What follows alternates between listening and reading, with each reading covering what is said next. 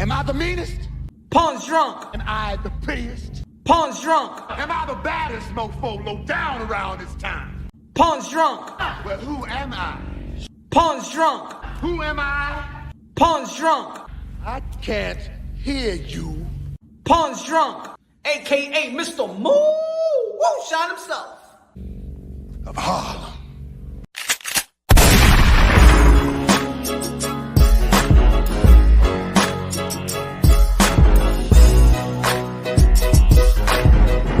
What up, what up, what up, what up? Dímelo, mi gente, que lo que? You already know this Punch Wrong Boxer, a.k.a. Mr. Moonshine himself, a.k.a. el adobo, el sazón, el borracho, el pastor de boxeo.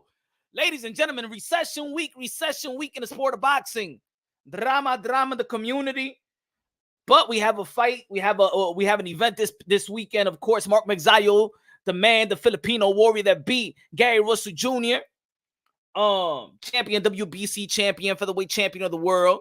126 pounds. 126 pounds de featherweight. ¿Qué te está pasando conmigo? Super.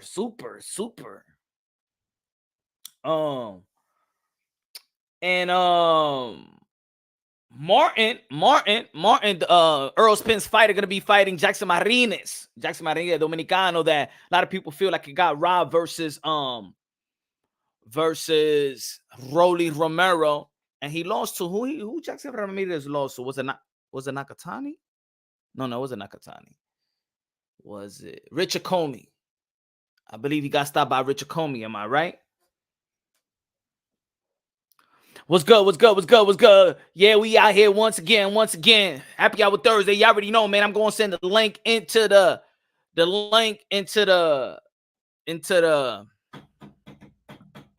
community box. After you know what I'm saying, after this intro, man, y'all could join me in the panel and talk about this, because I feel like this is more of a community conversation. YouTube boxing community conversation. I think this is what it is. And I'm seeing it from all angles. So I'm going to give you the fan perspective. I'm going to give you a subscriber's perspective. I'm going to give you the perspective of a boxing content creator perspective. I'm going to give you the independent media perspective, because not every boxing content creator does media work or goes out there into fights and get the media credentials and things of that nature. So I'm going to get, I want to have dialogues. I want to have this dialogue to really, because in the end of the day, we here, and I created the channel to preserve the sport of boxing, to preserve the modern day wars, modern day gladiators. They put their life on the line for pure entertainment, love fighters, and this is what we here for. In the end of the day, we here to talk about the fighters. Now, over here in Punch Wrong Boxing, we respect fighters. We break fights down. Try to do our best to give the fighters the benefit of the doubt, to preserve the sport of boxing, to preserve the fighters so people could be engaged to the sport that we love. Sustain the eyeballs in the sport of boxing, sustain the interest in the sport of boxing. Now, there's a lot of people out there that, you know what I'm saying, that don't give too much. They don't care too much about the sport of boxing, but then they create a channel. It was all about boxing. It's about the pure, just having camaraderie with other boxing heads. And then, you know what I'm saying, they figure out they could capitalize off it, or earn and the support, and then it became a job, and then it became, you know what? Now it's about my subscribers. It's not about the sport of boxing no more. You feel me? Now there's boxing content creators like that. Now it's about the subscribers, not about the sport of boxing. They care about the subscribers more than the fighter themselves. It's to appease the subscribers or the follower, not the sport of boxing. We're gonna be talking about it from all angles. What's good, chick? Say what's up to the members. What's good, chick? What up, chick in the building? What's good, man? Kobe, what's good? BX in the building. New York City, what's good? Donnie Medina, Donnie. What's good? Dave, what's good? Average, what's good? Kings of the Commonwealth in the building. What's good? Errol has me hella disappointed. Damn. We're going to be talking about that. We're going to be talking about the fight, but we're also going to be talking about the sport of boxing, because I feel it, I hear it, I see it, I read it. I'm a Twitter head. You know what I'm saying? I'm going to be in this community. I'm not going to be acting like I don't know what the fuck is going on. I ain't going to check everybody out. I'm going to check certain people that, you know what I'm saying, that I believe that does preserve the sport of boxing. You know what I'm saying? Shout out to Unbiasedly, Logically, and Objectively channels as well. Shout out to channels that don't have a host, that don't talk, but also create videos. You know what I'm saying? Create videos, create highlights for us to catch. You know what I'm saying? Those guys play a big part in this community as well. They don't got to be a host. They don't got to go live. But you know what? They create the fights and the highlights, and we watch it. You know what I'm saying? Smash the like button, ladies and gentlemen. Smash the like button. Let's go. Let's go. Let's go. I'm gonna give you this why boxing content creator unfortunately needs to do certain things when they don't really want to do it, but they're forced to do it. You got to be strong in this. You got to be strong in this YTBC. You understand? There's a lot of great boxing content creators that don't get the support that they deserve, that don't get the views. There's boxing content creators that get a lot of traffic that we know do nothing for the sport of boxing, but because the entertainment is what it is, and being boisterous and things of that nature bring that type of attention. Even their haters love it. There's one thing that is highly necessary, especially for people to understand. If you're going to subscribe to somebody, if you want to challenge somebody, if you want to call people a liar and things of that nature, you want to give them credit. Credibility. Credibility should amount to a lot when you as a follower, you as a potential follower or viewer, got to understand that the person that you're supporting got the credibilities, work for that credibility. Prime time, what's good, man? Good looking out. Appreciate you, my brother. Content creators like you, Punch. Keep up the boxing fans informed. Thank you. We just got to watch out for the biased channels. Stay blessed, brother. Thank you, man. God bless. God bless, my brother. I highly appreciate it, my brother. Thank you for the love and support. Thank you for the donation. Donation. I thought it was a trash can. We're going to also be talking about boxing content creators that's jealous of other boxing content creators. Other boxing content creators that really don't give a damn about the sport of boxing, that thought that they could do what the guy that they hate could do, but then they want to bring him down, but end up shooting themselves on the foot.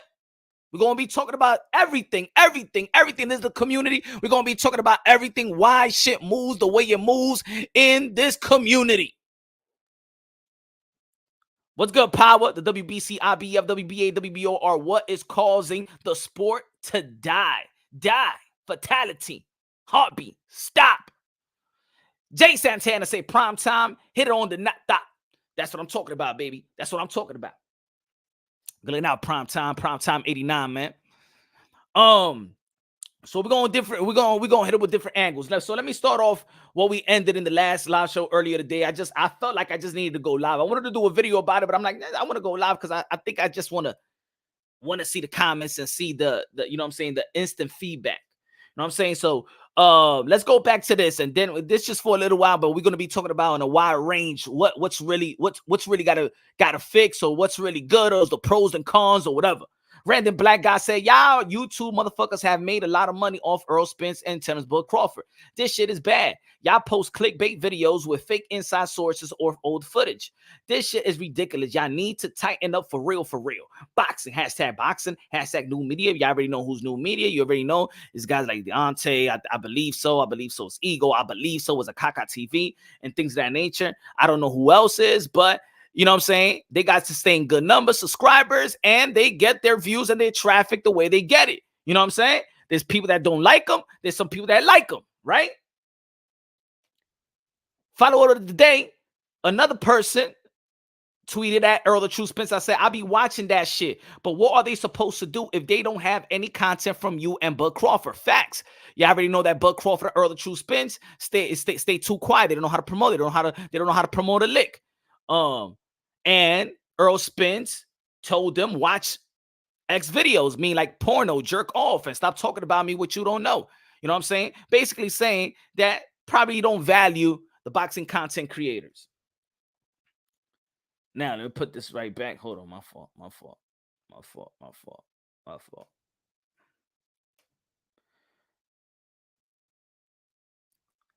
Punching bag. Shunk, what's good, man? Good looking out for the super sticker. Ping. $10. Gracias, mi hermano. Good looking out, my friend. Appreciate you, my brother. Thanks for the support, man. Thanks for the support. Thank you, man. Rap Star Boxing Knowledge. Let's go, Mr. Moonshine. YouTube going to give my channel back. Monetize Monday. I'll be back. Rap Star, the voice of the UK, London, Manchester, Sheffield. Yes, Liverpool. Yes. Scotland. What a rap star. There's a lot of good things in this community, but then there's a lot of bad things in the community. But I put a poll. I haven't watched it right now, but is YouTube boxing content creators keeping boxing alive, or is there are they killing the sport of boxing? Now, ladies and gentlemen, y'all already know. Let's keep it real. Yes, we have an event this weekend, but it's not a big event. Good card though. Good card. True School Sports in the building. What's good, man? Subscribe to True School Sports. These guys are the most media-friendly guys in the world. Now, Spence wants to hate on. Let me put it on my phone.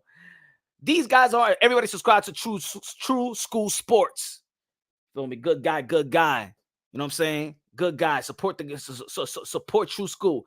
These guys are the most media-friendly guys in the world. Now, Spence wants to hate on the people who keep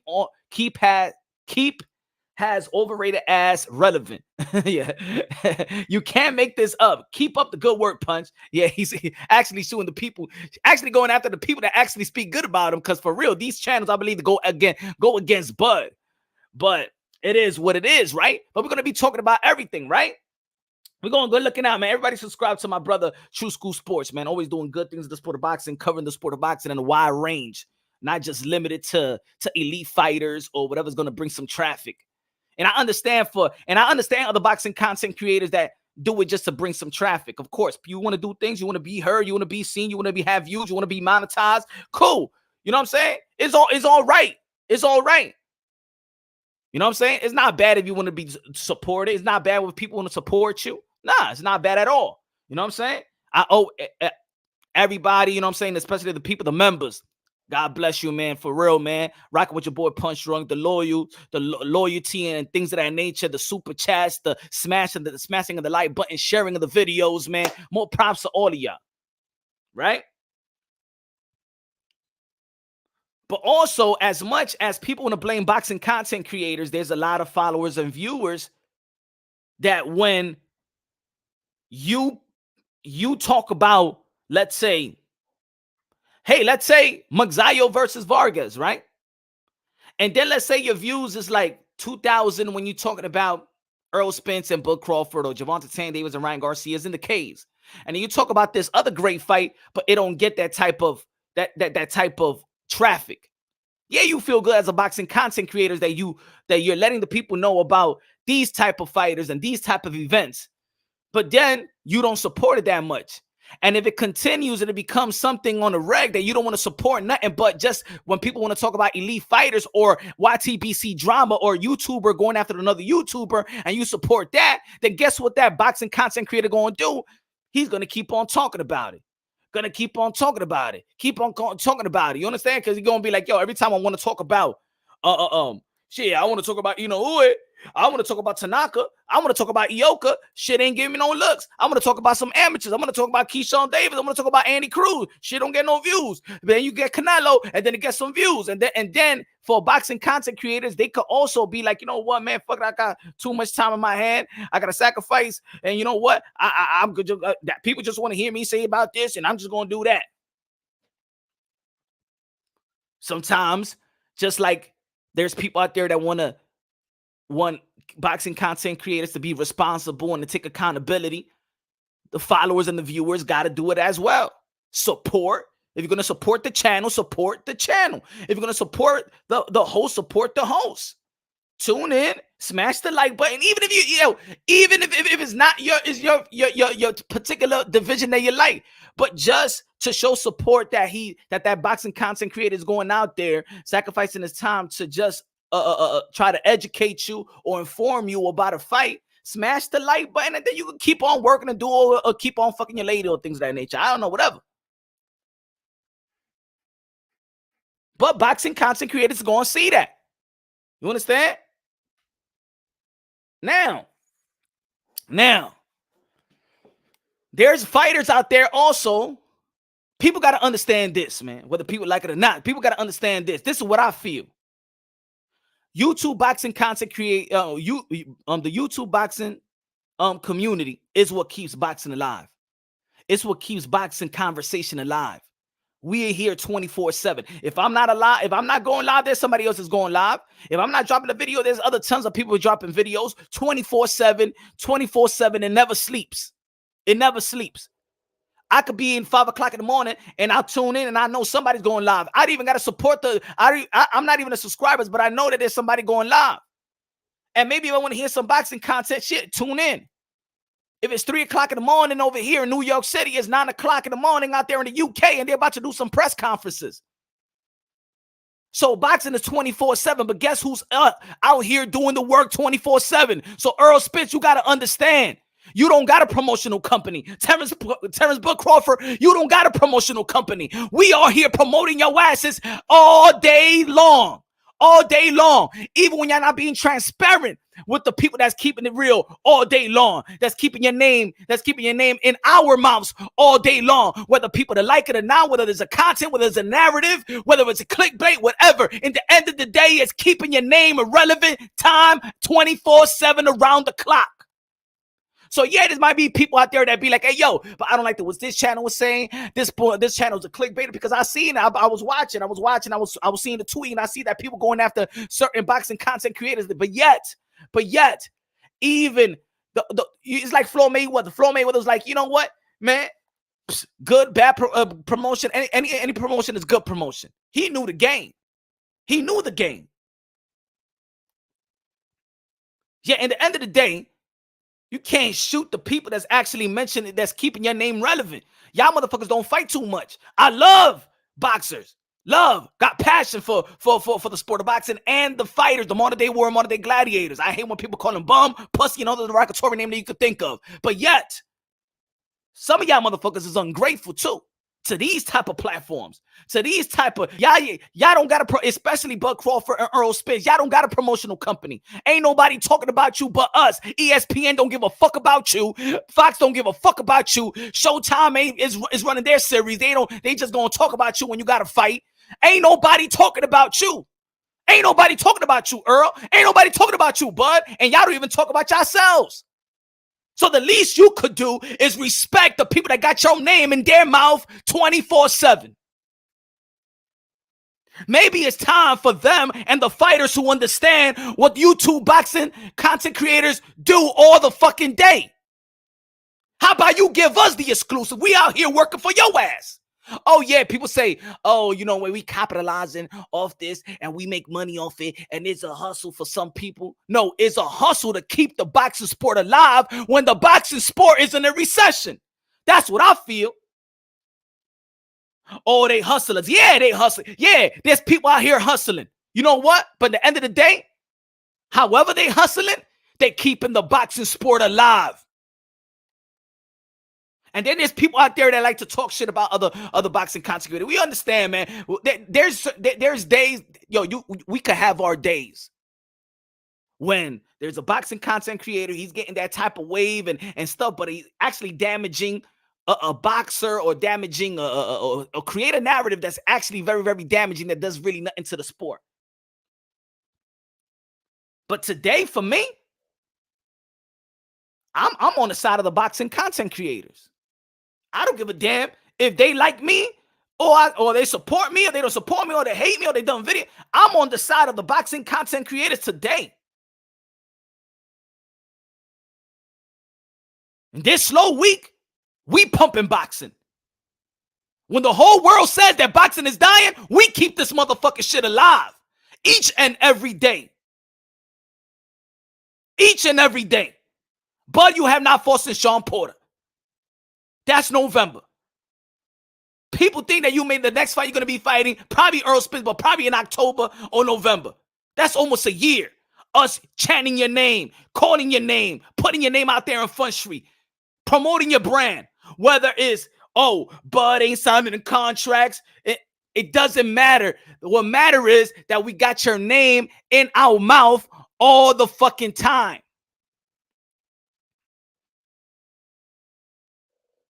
Smash the like button, ladies and gentlemen. Smash the like button. And now there's viewers and subscribers that instead of that, there's people going at the boxing content creators. Oh, it's clickbait. Oh, it's this. Oh, it's that. Motherfucker, think about this. And I'm not talking about me. I'm just speaking in general. I don't need a clickbait. I know there's people that do it, but even when they do it,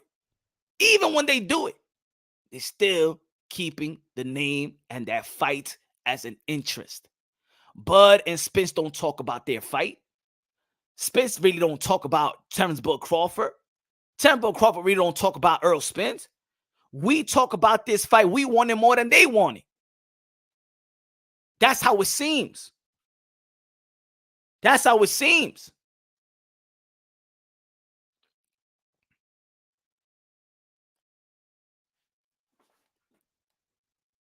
It don't matter.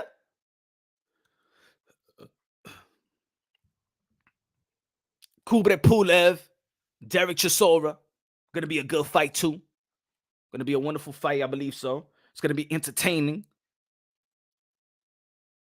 There gotta be people out there that praise what you call it, like a career of Derek Chisora, especially in the boxing. That's very, very lucky when you can lose all that. You can lose so much and still have that type of relevancy and get that type of dollar. Derek Chisora and Gabe Rosado, shit. That's a good, that's a unique career, but you know what I'm saying? It's a blessing career. Not everybody gonna be great. Not everybody gonna be Mike Tyson. Not everybody gonna be Floyd Mayweather. Showbiz, and you actually shine light on boxers and drop knowledge. Thank you. Thank you. Yes, man. Shout out to Showbiz, the adult, one of the best that does it. See, people be like, hey, yo, no, he's talking about Blue. He's talking about Blue. Well, Blue is one of the hardest working guys in the YTPC. Doesn't matter if you like him or not. You know it and I know he's one of the hardest working guy in the YTPC. Shout out to Blue Blood Sports TV.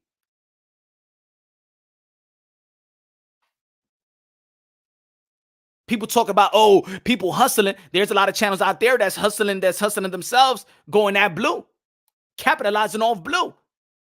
Let alone if you think that he's capitalizing off the fighters, there's people that's capitalizing off other channels that pride themselves dissing other channels and making their channel dissing other channels. And then, you know what I'm saying? They get paid for it.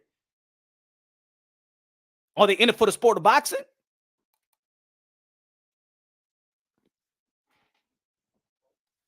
Feel me?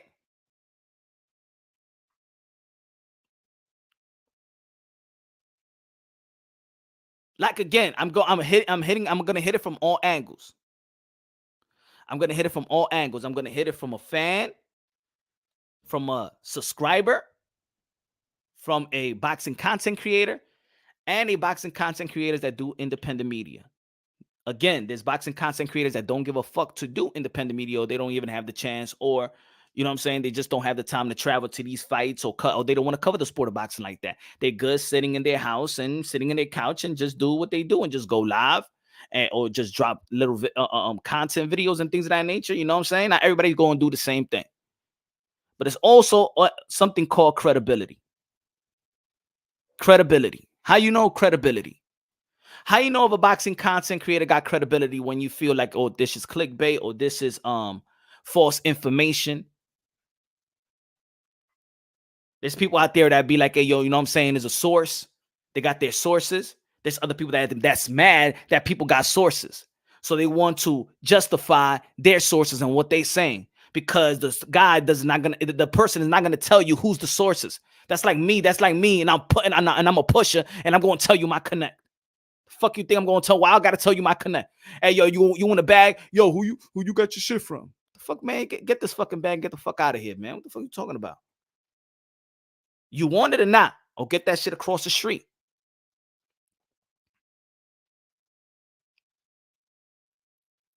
How do you know that the boxing content creator's got credibility when he comes out with a story or whatever, and the title and says, hey, yo, Buzz said this, or Spence said this, or Canelo said this, or Tio said this? Let me see. Let me put y'all to a test. Let me put y'all to a test. If y'all been following the channel, let's see how much credibility Punch run boxing. Let me go at myself first to see If you a person that could trust Punch Run Boxing, if you feel that Punch Run Boxing got credibility. If I say, sources tell me that Amanda Serrano is going to be fighting December 16th, would you believe me? Yes or no? And why would you believe me? Dímelo, Messi. If I tell you Teofimo Lopez, sources say Teofimo Lopez is sick, would you go and believe me? Yes or no? And why would you believe me?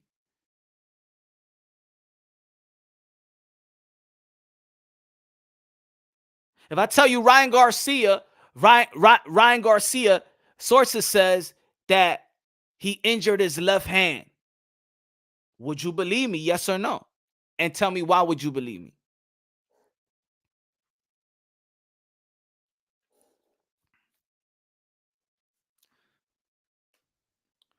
It is a story on Teofimo Lopez. I will believe you because of your history with them, of course. Facts. That's the credibility. Am I going to say, do I have to say, and that's where people got to be smart about it, right? Exactly, I'm 100. Exactly, that's the perfect answer. You're going to give me the benefit of the doubt, even if I say source, because you know I got relations with this person. You see me have relations with this person, and that gives the boxing content creator credibility. Now, there's a lot of people that don't have these relationships, but then want to come out with a lot of shit. And then there's people that have these type of relationships that you may not know, but it's really none of your business. So sometimes I don't knock. Look at this. I'll give you. I'm gonna give you an example. I'm gonna give you an example. Remember the Deontay Wilder glove gate and all that shit, right? And the whole world of boxing and the media was like, "What the fuck is this? Hey, yo, these channels doing this. These channel doing this. Channel doing this. This channel doing this. Even this channel doing what the fuck? Yo, I can't wait for Deontay Wilder to come out and speak and debunk what they saying. I can't wait for Deontay Wilder. This is not Deontay Wilder. I was like, this is not Deontay Wilder, man. Come on, man. Deontay Wilder come out and speak and debunk these narratives. Deontay Wilder, man. They making you look weak out here, man. For real. Nah, that's not Deontay Wilder. I'm a fan of Deontay Wilder. That's not the Deontay Wilder I know." Then Deontay Wilder came out and echoed what those channels were saying. You know what? And then what? It wasn't about the narrative. It was actually what Deontay Wilder was saying. Deontay Wilder has connections with those boxing content creators. So, ladies and gentlemen, whether you like it or not, if I want a Deontay Wilder story, or there's some story about Deontay Wilder, who I'm gonna believe more? Am I gonna believe Blue? Am I gonna believe 78? Huh? Yeah. Because they have the connection with Deontay Wilder. So if they say something, I gotta give them the benefit of the doubt of that story. Whether you agree with whatever story it is, you got to give that the benefit of the doubt because they have the credibility with Deontay Wilder. So if they say sources tells me that Deontay Wilder is gonna come back in January, if Blue says that, and we know that Blue has connections with Deontay Wilder and speaks to Deontay Wilder over the phone. If Blue says Deontay Wilder's going to get back in the ring in January, sources say, I'm going to give Blue the benefit of the doubt. Just like people will be, hey, yo, when is Tio going to get back in the ring? Yeah, you will ask me because you know that I have connections with Tio. If I say, sources says that Demetrius Andre going to be fighting Jamal Charlo, would you going to give me the benefit of the doubt? Why? But there's people out there that, yo, source, say the source. Everybody says source. Everybody, no. You know, people are going to say source, but you got to identify who has the credibility to say that.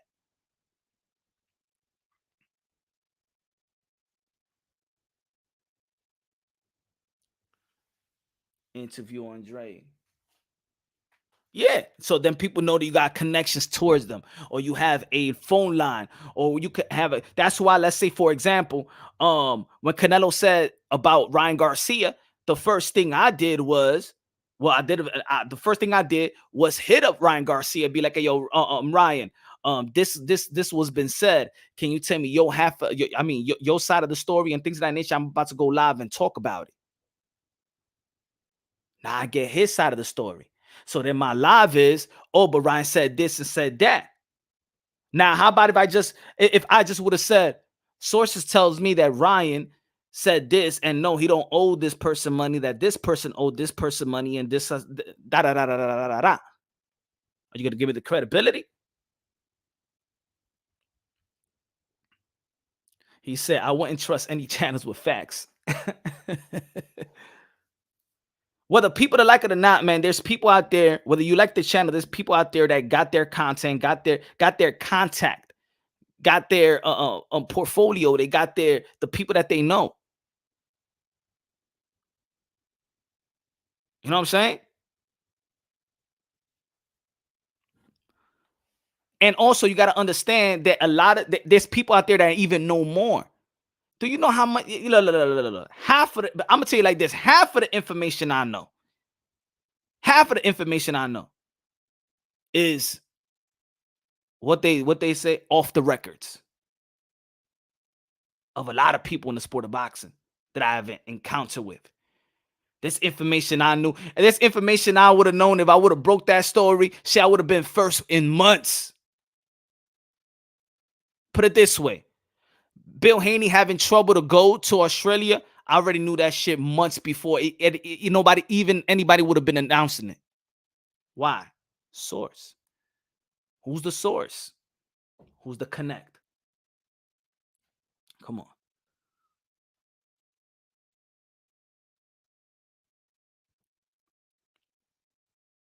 A lot of shit in the sport of boxing.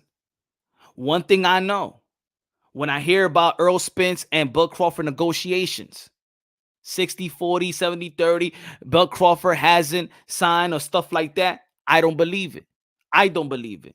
I say it's a lie. But that doesn't mean another person got some information that I don't know. The thing is, why I say I don't believe it, because what I know is this: Al Heyman does not permit anybody to talk about the negotiations, or even saying they're going into negotiations or they're in negotiations. Once you're in negotiations and Al Heyman is in that business, you are not permitted to talk about it. So for people to say, "Oh, nah, this is an update on Bud Crawford or Errol Spence," I don't believe it, because right there is something I know. Now that's for you to believe me or not. Why would you believe me that I know that you cannot talk about the negotiation until that it ends? If it ends and it stops, people may talk about it, and then they'll renegotiate, or they go to another year, negotiate, or another day, or another week, and they come back into the table. But during negotiations, there is nobody that could talk about it, or Al Heyman will cut everything off. How do I know that? Are you going to give me the benefit of the doubt of my sources? Now, if you follow the channel, then you will know, bing, bing, bing, who I may be linked with to know some type of information like that.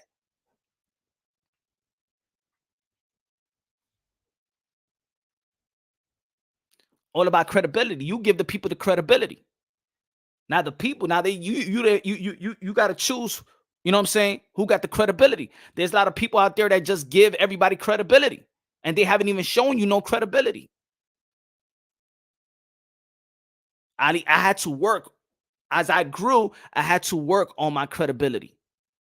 There's people out there that hate people even with credibility. Kobe said, "Yo, Punch, who do you really think holding this fight back? Let's be honest here. By the way, EJ and Bud. I don't think that EJ or Bud is holding everything up. In my opinion, it has to do with the cookie, the hands in the cookie jar, the men in suits. Maybe they're trying to figure out the numbers because this is a big fight. But looking from the outside, looking in, I don't feel like it's a big fight outside of the sport of boxing.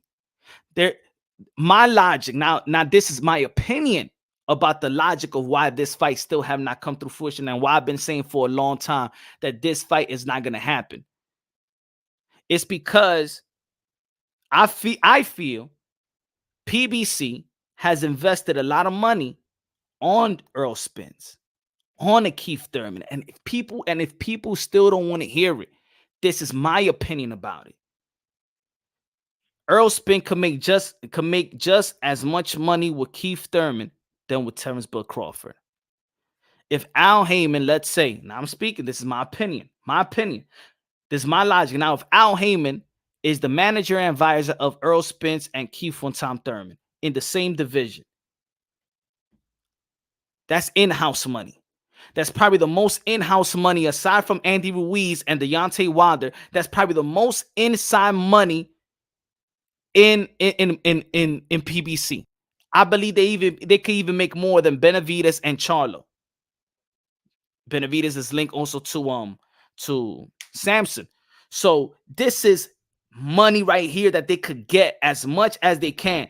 Earl will make the most money he ever did with Keith Thurman, and Keith Thurman will probably just make just as much that he made with Manny Pacquiao. Now it's 3 belts. If Bud Crawford is now with PBC, this is my logic. Bud Crawford is now with PBC. He comes to, and they make the fight with Errol Spence and Bud Crawford. And Bud Crawford gets all the belts, beats Errol Spence, and bounces and goes to the zone. What happens to my client? I fucked up on my client.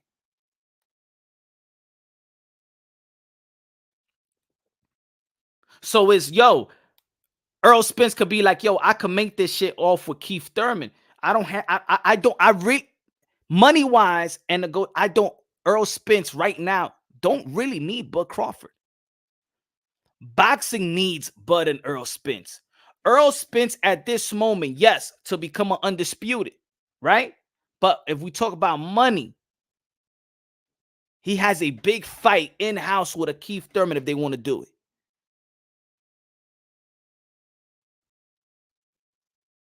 So my logic is, if they are negotiating, there's a lot of way that Errol Spence got a lot of chips. He got a lot of shit to bargain with, in my opinion. Because if Terrence Bud Crawford won a big fight, a big money fight, he will have to deal with PBC. That just sounds logic to me, right? Even when Terrence Bud Crawford said, and if I don't fight Errol Spence, I want to fight the winner of Brian Castaño and Jermell Charlo. You still got to deal with PBC. Still got to deal with PBC. The same thing, like, I didn't like that Jaime Munguia and Jermall Charlo did not fight as a fan. But then as a business, the logic is that the zone, what Oscar De La Hoya was saying about Jaime Munguia, that the zone is the one that build up Jaime Munguia. We want the zone to be in this business, and that's why they pulled out. You got to look at it this way. PBC ain't put no money up on Bud Crawford. That's not their investment. Their investment is on Errol Spence. Their investment is on Keith Thurman. So why wouldn't I have my 2 clients get the most money, pay-per-view, get the most money, but because I want to give this to the fans? That's how I see the logic. So I see there's a lot of bargaining chips for Errol Spence. Errol Spence, whether people like it or not, he don't need Bud right now. He don't need him. PBC right now don't need Bud. So now they got to throw their money. That's how we talking. We heard how much Bud Crawford brings to the table in terms of cachet, marketing, advertising, pay-per-view. It doesn't match up. Keith Thurman and Errol Spence have better pay-per-view numbers than Bud Crawford. So you make the decision. You be the businessman. What's logic? We're looking from the outside in. Because the belts bring power. Belts bring more power to the promoter than to the fighter, because that's the way they promise the network for championship fights. So Bud Crawford goes away, let's say beats Errol Spence, they fight, he goes away, goes to the zone, Probellum, or whatever he want to go to, Sky Sport, he could go anywhere. Then what happens? What happens to the PBC umbrella? What happens to Boots? What happens?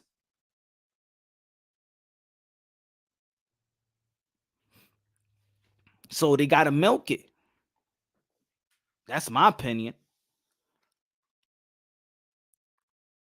To me, it's clear that PBC Spence that is avoiding the fight. Now, I said, remember, months ago, early this year, I said, when I was in fight week, when I was in Madison Square Garden, I was in the hotel.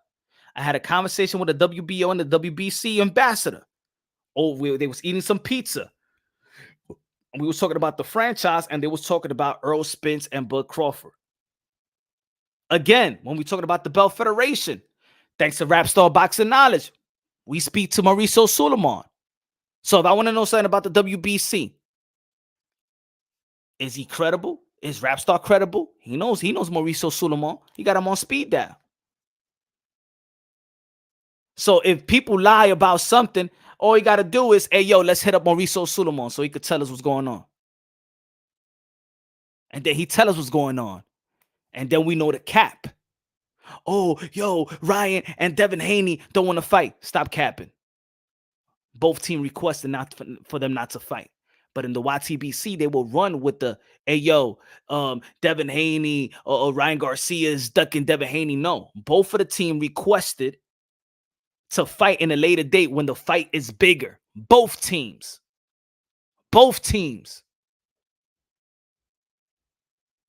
So I never believed Ryan Garcia and Devin Haney is the one that didn't want to fight. Now I understand why things are. See, people see shit, but people got to see what goes behind the scenes. Or people got to understand, or people got to trust the credibility of others to let you know what's happening. So let's say on the fight week, right? And the WBO Paco and the WBC ambassador, we was talking about Errol Spence and Bud Crawford. He said, we're trying to make the WBO and the WBC is working together. And I did a video about that. And on lives, I've been talking about it. If y'all been catching on, I've been talking about it. And if you notice, a lot of the interim champions or elimination, you see people holding the WBO and the WBC, like Luis Neri. See it? The WBO and the WBC right now is working hand in hand. They working together right now. So when I had that meet, I was in the hotel. We was in the bar of the hotel, and they said the one that was holding the fight back, and this was in November. The fight, if the Teofimo Lopez Cambosa fight was what, November 27th. So that was that Thursday. No, that Friday, because that's when we was in the hotel when Teofimo Lopez was sick and shit like that. That was on Friday.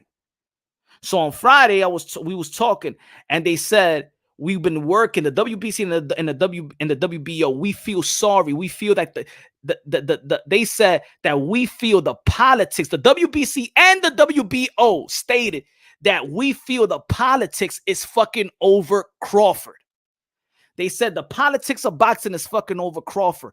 We, the WBO, the WBC, we're working for them to fight Errol Spence and Bud Crawford. He said right now, when we reach both of them, they said that Errol Spence representative is not ready for the fight, that they're going another direction.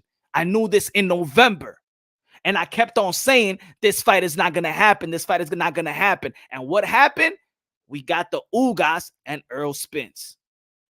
That was announced, what was it? February or March, that was announced right after Canelo Alvarez announced that he signed with the Zone.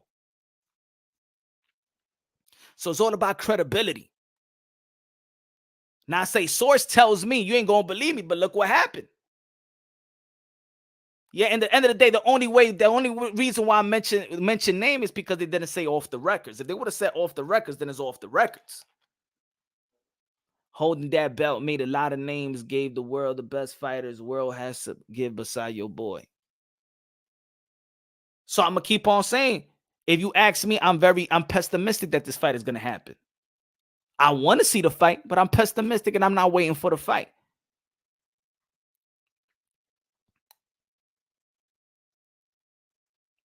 Some of the people may think that that's a video that could have been a clickbait, right? Maybe. Or what you know, Punch? What you know?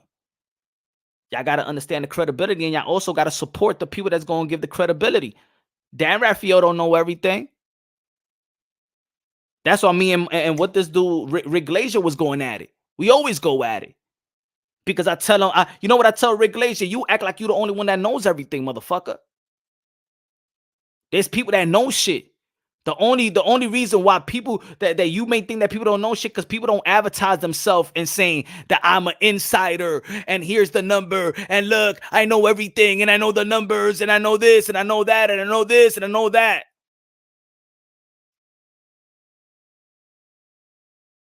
So when I say something, but I know this. Oh, he said, oh no, these are the PBC numbers. I said, no, these are the PBC numbers. How you know? How you know? Let me know your source. Let me know your source. Then you let me know what's going on. Oh, this is what I do for 30 years. I could been doing this for 2 years and I still know some information.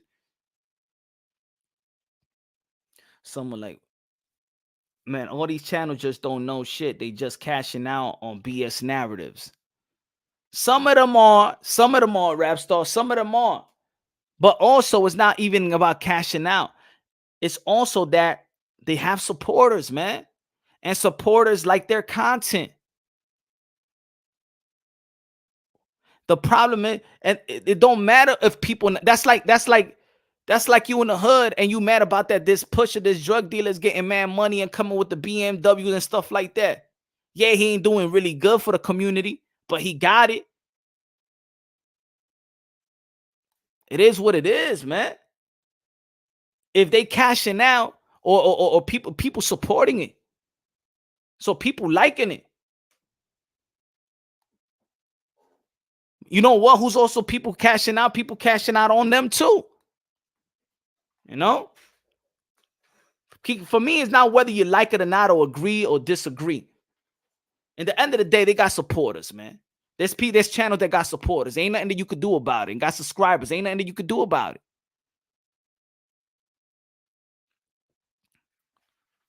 They don't know nothing. He said, look, bro, Errol Spence versus Bud, they don't know nothing. They making up just to get money and views. You know? So should they stop? Should every boxing content creator that's talking about since look, you know what the facts is? You know what's the facts?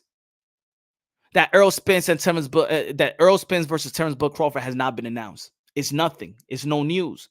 So should we stop talking about him? No, because people want to listen about it, whatever content it is. People want hope. So you give them hope. Why didn't anyone have a problem making a fight with Spence?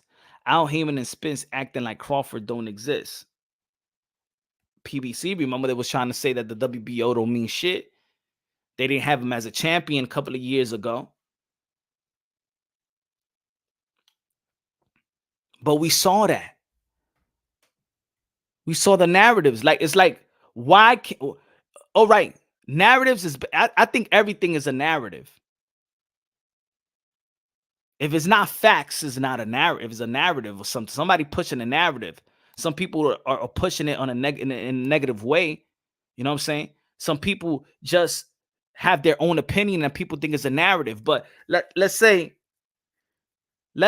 so Showtime could say that Gervonta Tank Davis is a 3-division world champion. That's not a narrative.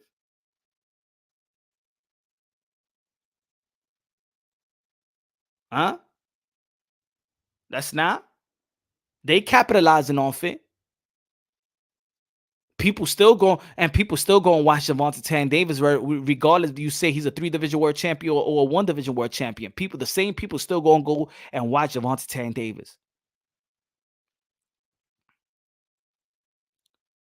I don't believe there is no fake channels unless that you like a troll. I think that there's people that delivers content different ways. It's up to the viewers and it's up to the subscribers. It's up to the followers to identify when someone is genuine about boxing and about the content. You know what I'm saying? It's not up to the YouTube. The YouTube, it's almost like when people be like, "Hey, yo, these guys, man, they race baiting and all that shit," and they get all these views and all this and all this donation, and because maybe there's a lot of people that like that race baiting shit, and then the people that hate it like looking at that shit, right? How about hip hop? Hip hop, it sucks to me, bro. Music is trash to me. The music has gotten trashy, but a lot of people still like the music.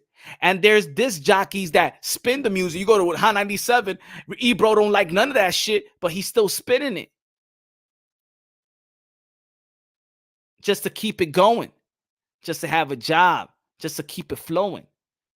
So if boxing is very, very slow, if it ain't no fight on Monday or Tuesday, Wednesday, we shouldn't be talking on Monday, Tuesday, Wednesday. Nah, we keeping boxing alive. The negative and the positive, we keep boxing alive. There's a lot of negative and positive in boxing itself. We keep it alive. Is there a narrative pushes in terms of YouTube boxing content creators? Yes. If there's narrative pushers in the network, yes. If there's narrative pushing in the promotion, yes. So everybody does their narrative pushing. Is there liars? Yes. Are there truth tellers? Yes.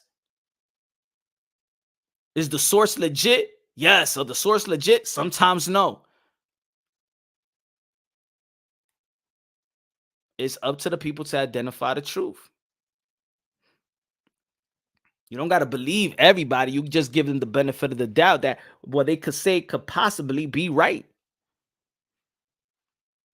A guy like Blue Bloods Sports TV, I'm gonna give him the benefit of the doubt, regardless of how a lot of people may feel. You know why? Because I've seen him, and I've seen the people that he know. I've seen the relationship that he has built with other fighters or promotional company. So why would I give him the benefit of the doubt? Why not? Oh, and then people talk about titles and shit like that. Oh, the titles or man, it don't matter, man. This is a newspaper. You give it the title, the thumbnail is the thumbnail. It's your job to check the content. It's our job to give you a catchy thumbnail and a catchy topic, and then you click in and then you see what it is. That's why a thumbnail is necessary. Why you think the headlines are necessary?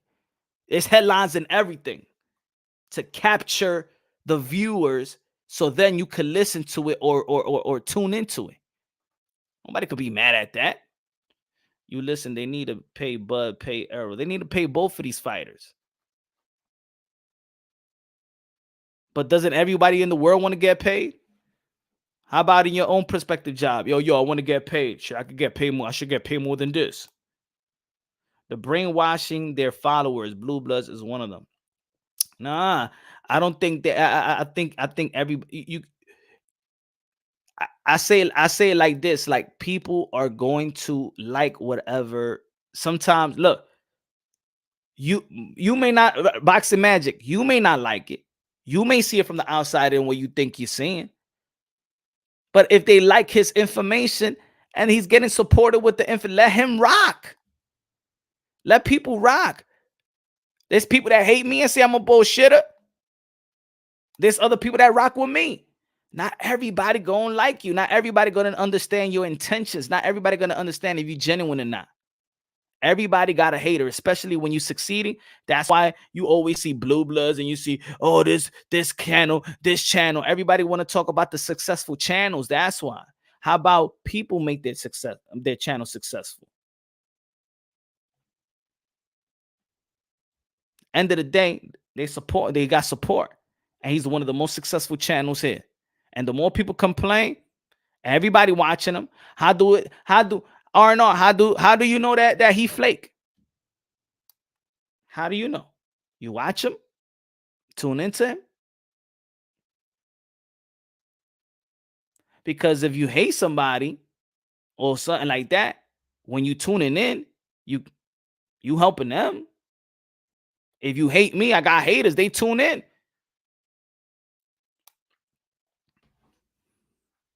When was the last time we seen a WBO title hold a beating opponent with a WBA? I can't remember how long we haven't seen an upset.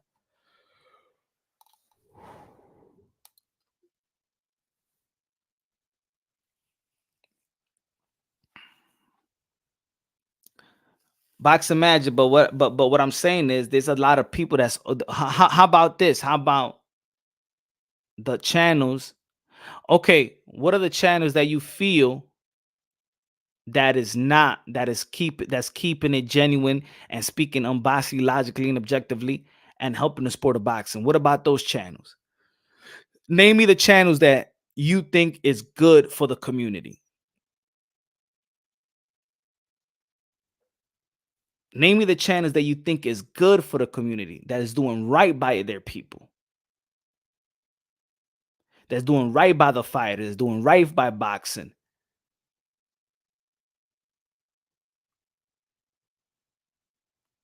So, like, because this is a good dialogue. Matter of fact, I'm about to send the link to the. Cállate, mujer. Mm, Damn, what happened? What is that? What up, Punch? Your channel is doing right by fighters. Good looking out, Jason, man. I appreciate that. Appreciate that, man. We put the link in the.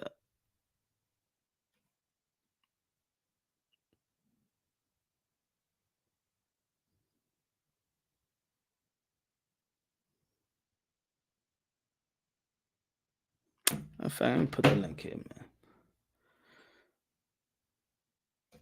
I gotta share. I gotta. He said, "Fight Hub definitely. Champ side, ego, showbiz. Okay. Fight Hub, Ellie. Well, Boxing Magic. I mean, like the one that has a host that does lives and boxing content creation. You know what I'm saying? I think Fight Hub, Ellie, Michelle Phelps, Seconds Out. I think they land in a different category. What I really meant to say is like the people that go live and have a live show and on a consistent basis, drop their break. Not the ones that have the exclusives and go to these fights. Fight Hub, Ellie, and Seconds Out, Michelle Phelps, and IFL TV and Boxing Social. They like different boxing content creators to me. I'm not really talking about them.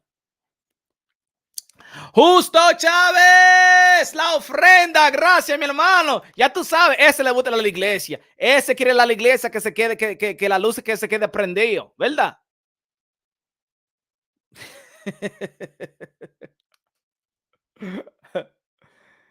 What's going down? What's good, Tycho TV? What's good? What's good? Hey, yo, your boy still haven't answered the question, right? Your boy still couldn't answer the question. Huh? You still haven't noticed it? You still haven't identified a fake, Tycho? You still haven't identified it?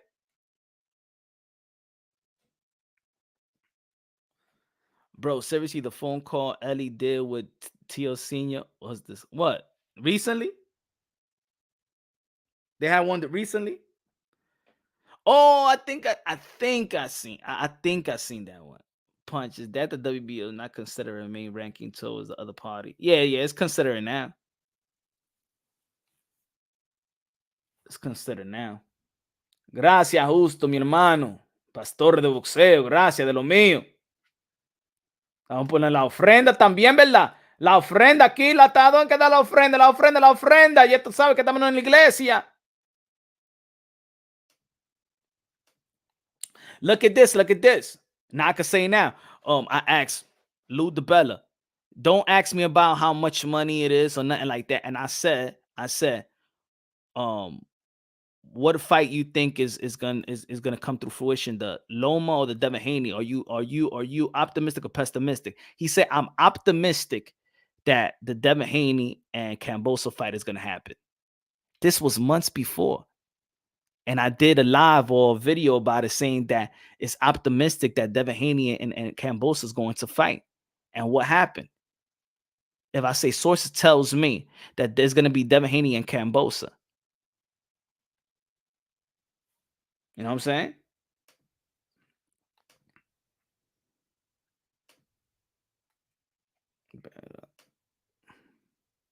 Fake or real ain't my problem. Those issues are yours. To keep talking about this and you won't vocally talk to each other like man. No. No. Tycho TV. Don't. That's what I mean. That still you have it. Even I don't need to talk about it. But the thing is, you was also voicing your opinion about it. Or we spoke. You got to remember. We have telephone. We have cell phone, my brother. That's why I was saying, hey, yo, tell the lie, tell the truth. But you don't want to tell the truth. You know why? Because he want to use this YouTube shit. It was a campaign to assassinate my character. And I'm saying, do you know, have you identified yet? No, yes or no. If you don't want to identify it, then if you didn't care, then you shouldn't even care that because it's not even about that. You know what I'm saying? Tycho TV. You guys going live about it. The phone is off. The picture at that point. No, man. Oh man. Anyway, you don't get it. You still don't get it. Like you still have not seen it. You don't get it. And you follow the channel. That's what it is. You still don't get it.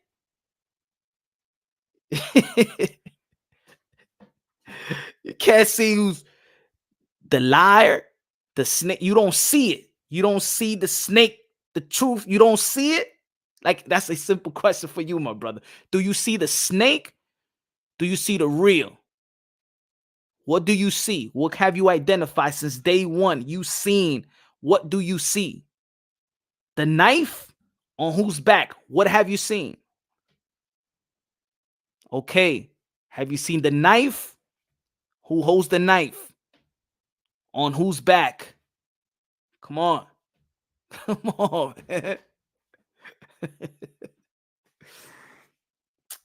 We fans, you don't get it. Okay.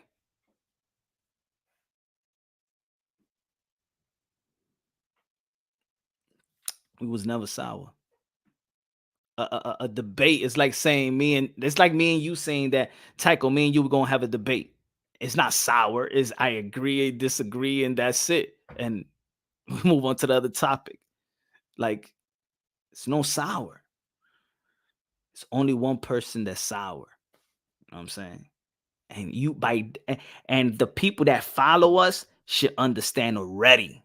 Like they should identify it. Like that. Like, yo, this is the fucked up one. Easy. It's easy. Easy.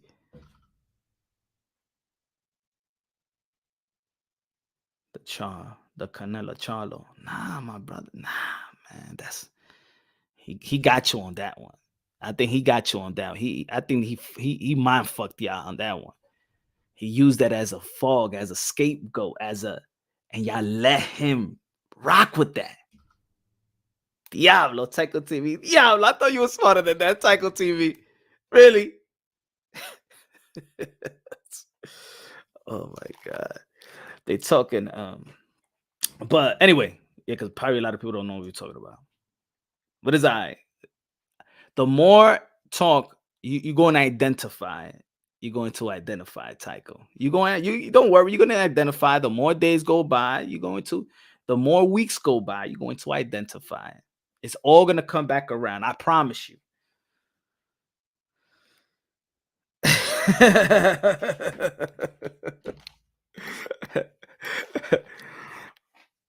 But it ain't really hard to tell. Punch, did you hear the phone call between Ellie and Senior like 5-6 days ago? Nah, I haven't heard it. What he was saying? What he was saying? Nah, man. I was the last time I spoke. I gotta go to the. I gotta go to their camp right quick, man. I wanna. They invited me to go, but I haven't had time to go. But soon enough, man. We get that exclusive, man. Soon enough, man. But I haven't heard that conversation though. I haven't heard that conversation. But again, man, I believe that there is a pro in everything. You know what I'm saying? Even when a lot of shit is negative, at the end of the day, man, and the YTBC, man, boxing content creators is going to do their thing. If they're going to get supported, they're going to keep on rocking. They ain't going to stop. They ain't going to stop. There's a lot of preachers in church know they doing bad, but damn, the church is getting bigger and bigger with members and members and members are going, and they're going, fuck it, I ain't even going to read the Bible. I'm just going to give you a sermon. Punch has Canelo Mob under him now. Nah, General. Nah. The good thing about it is when you respect fighters, then when you see these people or their team, because to be honest, their team is the if they're not looking at you, it's their team that's watching YouTube and be like, hey, yo, look at that shit with the yo. You know what I'm saying? It's their team. Beyond the ring with Nonito and Raquel. What's good? What's good? What's good? Arnold Wilfredo Benitez, the fifth king, gave it all to boxing. What's good, man? What's good? What's good, champ? What's good? Are you in camp? Let's get back in the ring. Let's go. Who next? Who next? No retirement. No retirement. No. Gonna keep on going. 5 more years to go. Time to reign again. Let's go. Get back in the horse. Yo, Punch, did you see T.O. using your last night's thumbnail for his IG post? I just saw it like 2 hours ago. I did. I just saw it 2 hours ago. I said, oh shit, that's what's up. Like I go to IG, but I don't really go to IG like that. You know what I'm saying?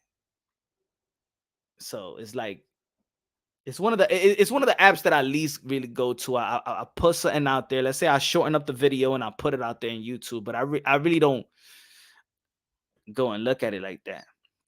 That's what I'm talking about. That's what I'm talking about, Nonito. What I'm talking about. Forever champ. Ever champ. That's it, man. You hit that plateau. You in that you in that level where you can lose. I can never lose. Even when I lose, I don't lose. That's like what Scarface say. You're all a bunch of fucking assholes. You know why? Because you don't got the guts to be who you want to be. You need people like me. You need people like me so you can point your fucking fingers and say, that's the bad guy. So what that makes you? Good? You know good.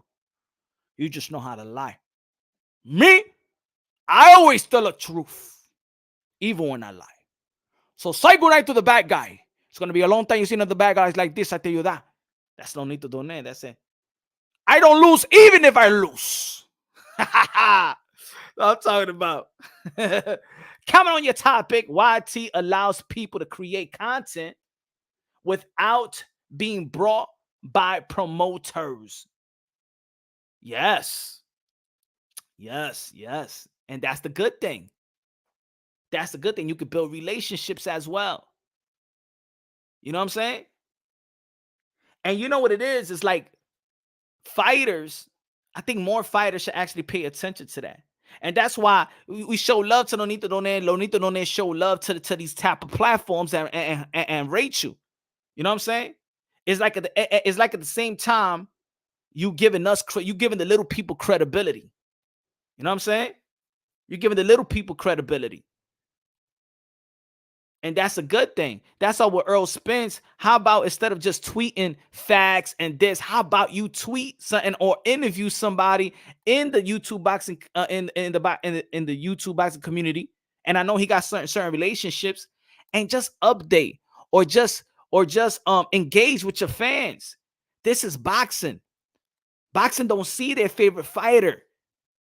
It's not like back in the days, fighters used to fight 3 times. Now it's really like it's really like fighters now fight 1 time a year. It's like 1 time a year. That's it.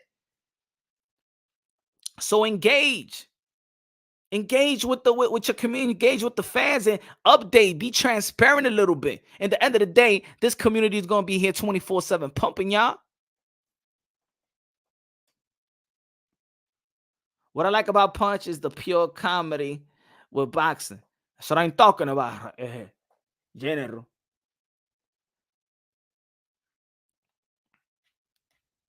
Spence has no charisma. Not everybody gotta be Floyd. Not everybody gotta be Floyd. Not everybody gotta be Adrian Broner. But yeah, at the end of the day, at least be transparent. Don't disappear. Y'all boxers disappear too much. It's like Keith. I'm a big fan of Keith, but he wasn't like that in the earliness. Now he disappears. Now he disappears for months and months. Well, when you come back, you think people got open arms? Come on, fighters. It's not hard. Everybody got a social media. Everybody got a phone. This is the only platform, the YTBC, that keeps boxing alive 24/7, whether you agree with the channel or not, if you think it's a narrative or not, it doesn't matter. It still keeps their name in your mouth. It's just like a lot of people, I see a lot of channels talk shit about Ryan Garcia, but guess what? It keeps Ryan Garcia's name relevant. The industry ain't even talking about, Mayweather Promotions ain't even talking about Devin Haney. Top Rank ain't talking about Devin Haney versus Javante Davis, but who's talking about it? Who's pumping it right now? We doing it. Maybe if Bud and Earl was more transparent with the channels, especially the channels that pump them. Like fuck every, but they don't gotta go to every channel, but at least the channels that pump them.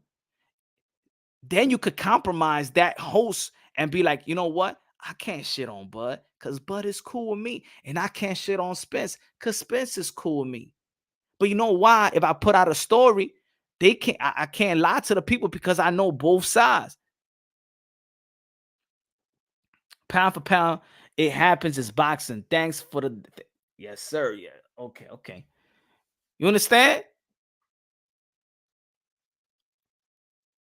People be like, oh, yo, Punch, when you be talking to boxers, oh, man, you be acting nice. You don't challenge. I don't got to challenge. What I got to challenge them, man? It's an honor, bro. It's an honor. I don't, there's people that got so that in this community got so toxic that when you see, let's say, me interview somebody or another person interview somebody, you all would automatically want us to challenge them. It's like I was seeing one time about like several months ago, and I was saying Barbershop Conversation interview somebody, and people was like, "Oh, he's going soft on him. He's going soft, man." He's just he's just asking the question and let the boxer answer the way it's like people don't even want to interview no more. People want you want your boxing content creator to challenge that fighter, to get in it with the fighter, and then you want the boxing content creator to know more about their business. You want us to talk like that just to entertain. It's like there's people out there because, again, like I said earlier, what's good, Catherine? I said, there's followers and views that you want us to burn bridges just for your pure entertainment. You want us to burn bridges for your pure entertainment. You really think that? You really think that? Let's say when me and Bill went at it live, you really think I felt good about that? I ain't feel good about that. I didn't feel good about that because it's an honor that I have the opportunity to have transparency with somebody in the business that's successful.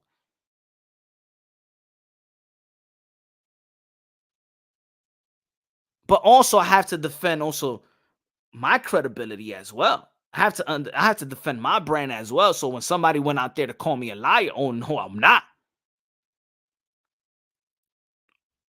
But I'm not here to burn bridges.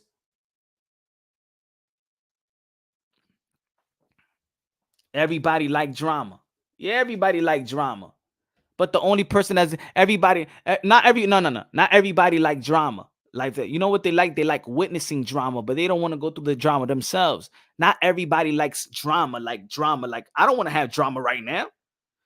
And I know that you don't want to have drama right now. And everybody want to have a happy, peaceful life. Successful, peaceful, happy, healthy life. Nobody likes drama. What people like is they love to witness other people's drama.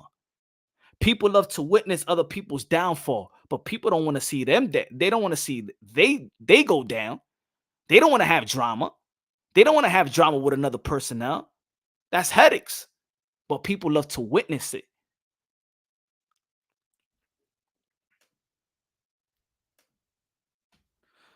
Mr. Moonshine. What's good? What's good? What's good? Life and Logic. Hold on. Let me get this. Hold on. Hey, yo, let me play Pancho. I haven't played Pancho in a minute. Let me get my phone. Hold on.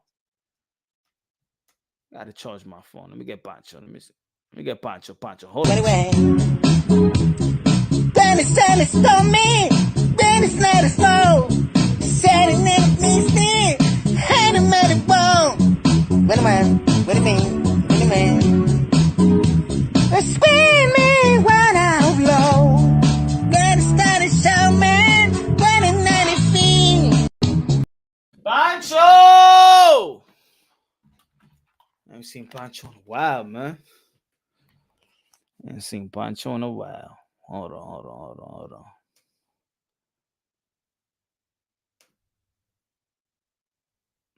That's why people love damn reality shows. Facts. People like drama.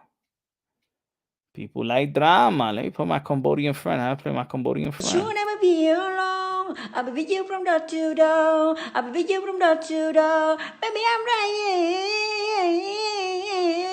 here. I'll be with you from door to door. Baby, I'm right here. But you'll never be alone. Dan, don't you hate when you think you was charging your phone and you not and it wasn't charging? Diablo, man.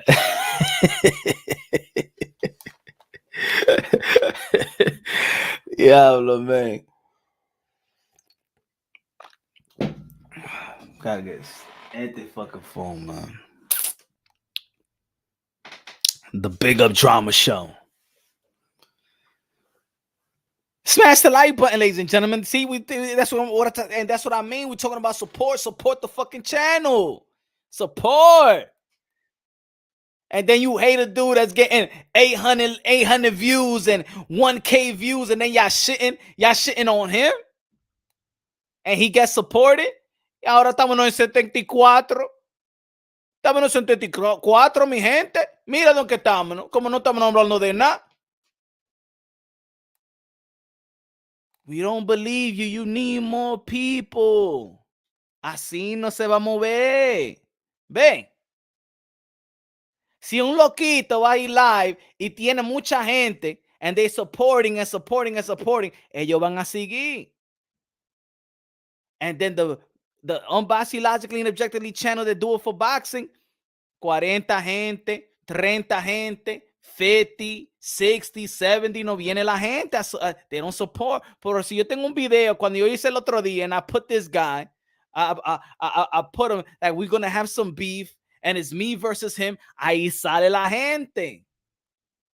This is why. Also, the boxing, the followers, you egg it. You want. It's like people say, you just talk to other boxing content creators. Oh, they just talk about this, and that, and that's it. That's all they talk about. Pues support when they talk about something else. Bang. So let's say right now, let's say if I felt the same way and I'm critiquing some other channel, and this channel, when they go live, is getting 700 likes. 700 likes, 700 people viewing, 1K viewing, 2K viewing. Y yo estoy aquí con 80 y algo y diciéndole what they have to do.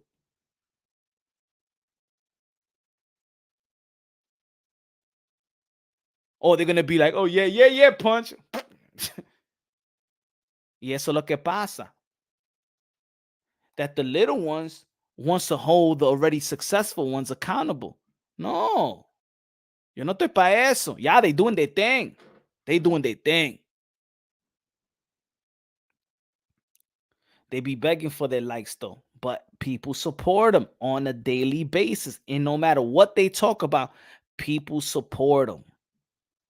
And, if they support them, it's like if somebody show you love. And let's say, all right, this person show you love, and everybody from the block hates that person that always show you love. You ain't not gonna hate that person because that person's gonna show you. Be like, I don't give a fuck what y'all think. This person right here show me love. And that's what it is.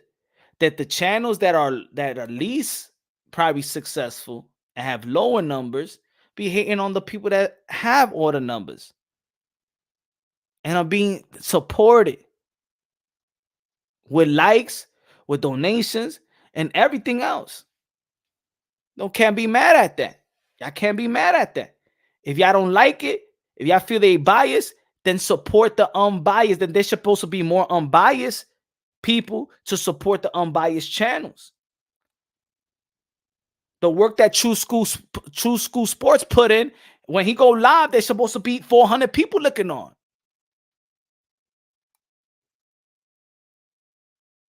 Andrew Tucker World, there's supposed to be 400 people looking on. Ring IQ, there's supposed to be 400, 500 people looking on.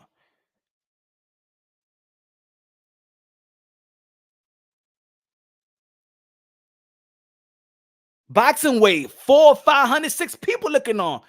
Support the unbiased. Support them.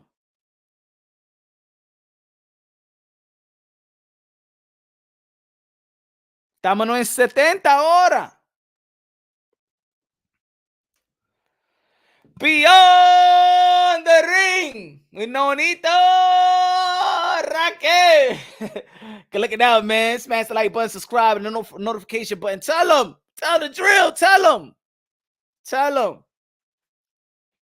But if this was drama shit, if this was drama hour, if it was Punch Drunk versus another YouTuber, y'all love that shit. Y'all love that shit, man. People love the drama. People love it. People don't want to hear boxing talk. And other boxing content creators are understanding that. Y'all don't want it. Y'all don't want it. And I'm not saying y'all that's tuning in right now. It's just speaking in general, collectively. Just looking around. Y'all don't like boxing talk, bro. Y'all not into the boxing talk. Y'all into drama. Y'all into nothing. Y'all into disrespecting fighters. Bitch, that bitch is pussy. He ducking. Fuck him. Bada, da, da, da, ha, ha. That's what y'all into, man. What y'all into?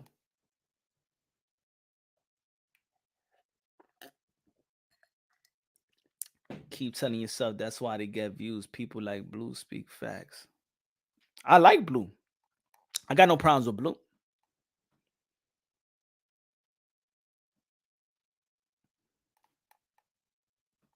Blue's gonna do what he gonna do, like everybody else. Not everybody agree with everybody's content. Not even if you're a massive supporter of somebody, you don't agree with. Not even if you support me, y'all don't agree with all my content. I see it. How many people disagree when I'm talking about Demetrius Andre? Shit, 80% of my subscribers disagree with me. But I still give you my perspective.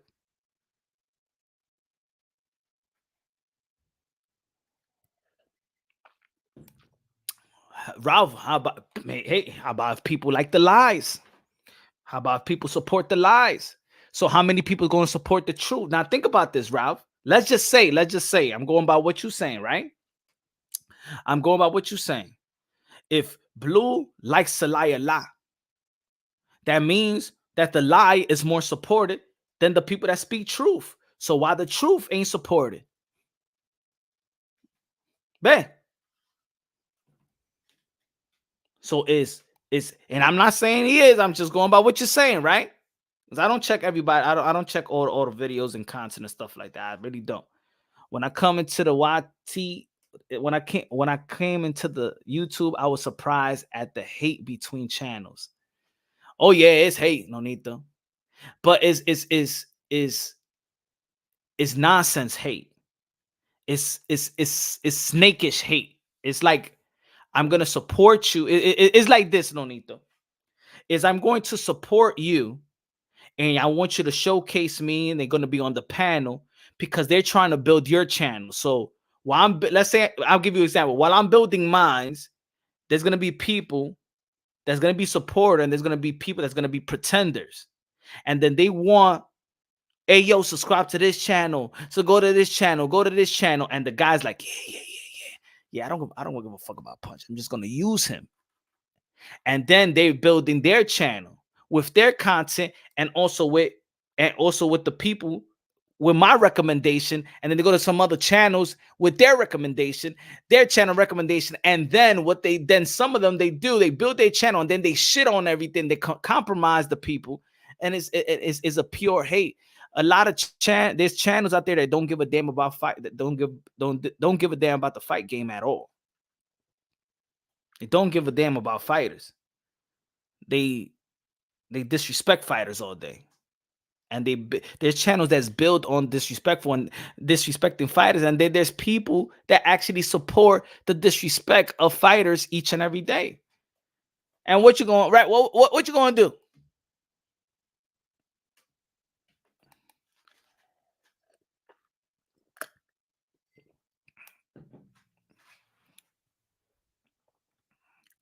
Boots could definitely beat Canelo after seeing Canelo get schooled before it's obvious what's coming up. Oh my God. Carlos G, are you serious at this point? He said Boots could definitely beat Canelo. Wow.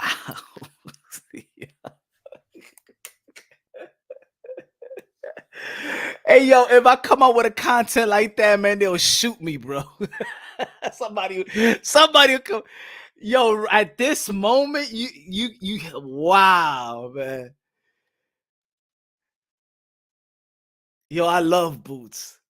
But damn, you went all the way with Boots could definitely beat Canelo. Wow. Diablo, Carlos G. Diablo.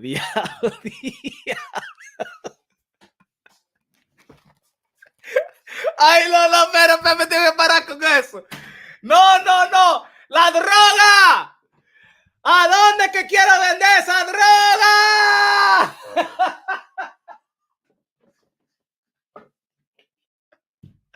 Diablo, la gente sí son locos, mi hermano. Wow, diablo, man.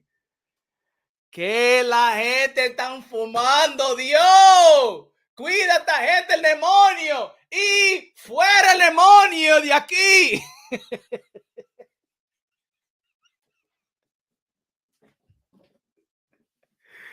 Ay, Dios mío. Ay, Dios. Ay, alabaré. Alabar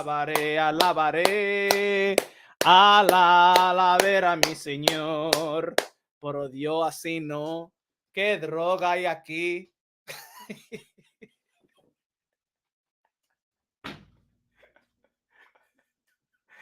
Ah, shit. You's a liar!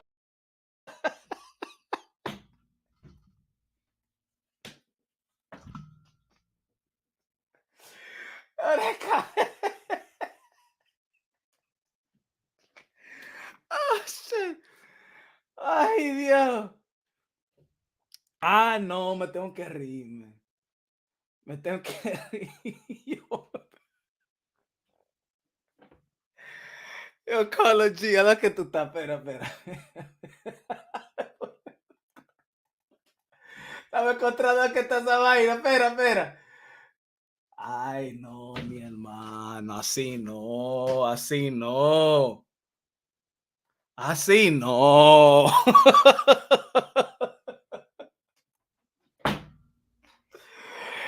Yo. Hey, yo, man. He just fucked my house shit up.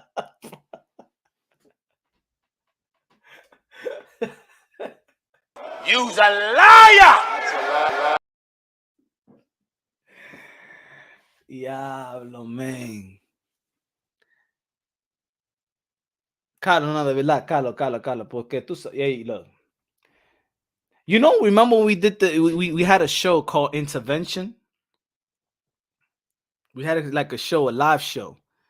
You know, sometimes, you know, we want to help out the people. You know what I'm saying? No, serious people. No. You know, we want to help out the people, man. We want to do something more than what other channels are doing, because I think there's people out there suffering, what I'm saying, in the world. And you know, I just want to be a catalyst of just being out there to, help out, people in need, what I'm saying. Um, mental illness is real. Mental illness is real. Addiction is real too, you know what I'm saying? And I just want to do whatever it takes to help out people like Carlos G, my brother, so because I believe that he could get right. I believe that he could get right.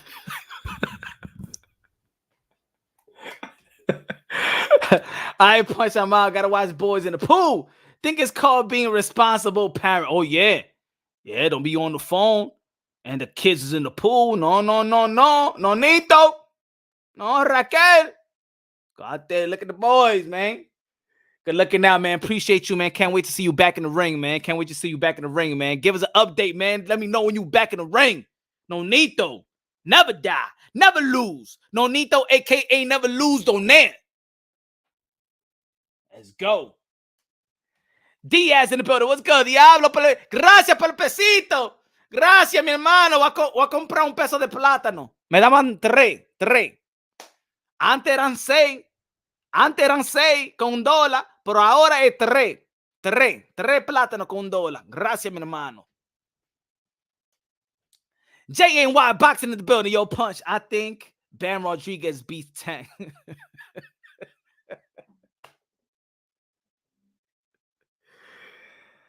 Oh man, wow, that was a. He said, "Boot, yo, you coming into my Tio, bro?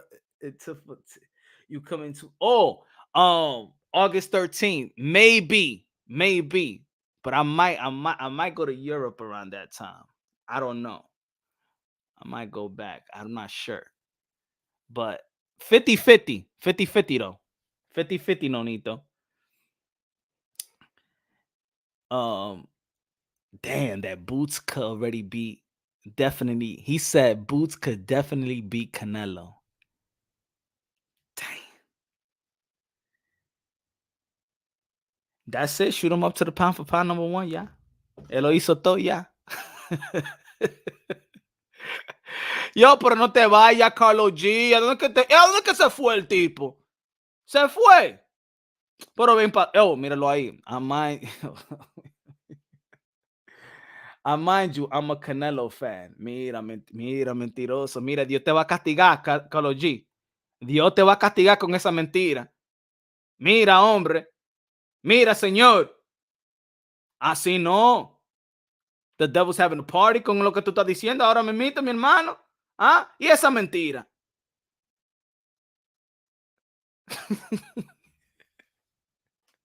Así no se habla mentira, mi hermano. Y eso. ¿Eh? Bullshit, motherfucker! You know you're fucking with.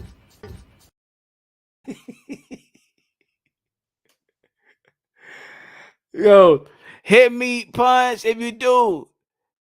Cat can flying at my head with bobbing and weaving. All right, I'm going to hit you up. I'm going to hit you up, my brother.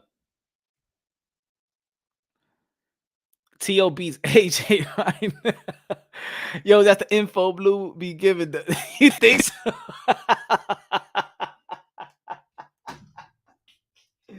Nah, he hasn't said that. He said that? Nah, imagine, nah. He hasn't said that, brother. If he said, I gotta have a talk with him. Beyond above media was good. Not trying to call you out, Charlie G, but your comment was a stretch, to put it lightly. A stretch.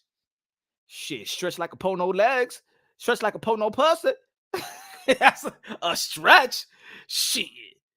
Lord have mercy. That's more than a stretch, man. That's unacceptable. I knew Bivol was a beast when Canelo fought him, and even bet against Canelo. I won money on that fight. Okay, Bivol, but you're saying You're saying that Boots could definitely be Canelo. That's what you're saying right now. Right now. Oh my God. He has? Oh shit. But how do you that's what I mean? Like, how do y'all go from and yo, and I tell you, and y'all might witness, I don't think nobody was pumping Boots like I was pumping Boots from the beginning. This is the beginning of my channel. I was pumping Boots. Nobody was talking about Boots. Even that's what I'm saying. Even people thought I said he's gonna be the future Roy Jones Jr., but the future todavía estamos en the future todavía. But you go from Sergey Lipinets, Castillo. We go from Castillo, from him being Castillo Clayton to saying he could definitely beat Canelo Alvarez. Castillo Clayton was the tune-up for Canelo Alvarez for Boots.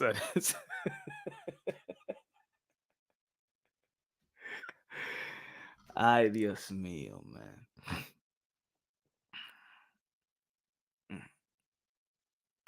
It's your boy Blue. Yeah, funny. Nah. Hey, yo, man, why everybody be on Blue like that? Damn. Hey, I respect Blue. Blue, my guy, man. Blue, my guy. And I'm not even talking about from just content. I'm talking about as a man. You know what I'm saying? I respect the man. I respect his grind. You know what I'm saying? He does media credentials as well. So, respect his grind. Now everybody got. I know I may say something that he doesn't. Um, he doesn't agree with, and I may see a content I don't agree with. But I learn to if I don't agree with a content, that doesn't mean I people have to bash that content right away. You know what I'm saying? He has the skill set. He just needs to improve with experience. I asked Blue at one. Wait, Boots beat Canelo. He said no response unless is. I think Canelo. Oh, I see it. I think Canelo fighting Bivol was as dumb as him fighting Mayweather. Nah, no, it wasn't. No, it wasn't. No, it wasn't, man. People are just, you know what it is, Carl. And I'm not gonna disagree that you didn't pick him, but people need to stop acting like geniuses after the fight. That's like me saying, shit, I'll pick Buster Douglas to be Mike Tyson. Yeah, right after the math. Yeah, nah. A lot of people, but I remember I was back in the days, you know what I'm saying? And I said, yo, Mike Tyson never really been in Japan before. He probably ain't gonna be no good. And I actually bet on Buster Douglas to beat Mike Tyson because I was looking at the skills and I saw that the height and I saw that his jab was working good. And I saw him like a bootlegged way of Larry Holmes. And I saw that fight. Yeah. That's like when I predict something, a lot of people don't say nothing. And then if I predict it wrong, you see a bunch of people on Twitter trying to retweet that I predicted something. Oh, what you said, Punch. I heard you said this. Why you ain't say that shit before?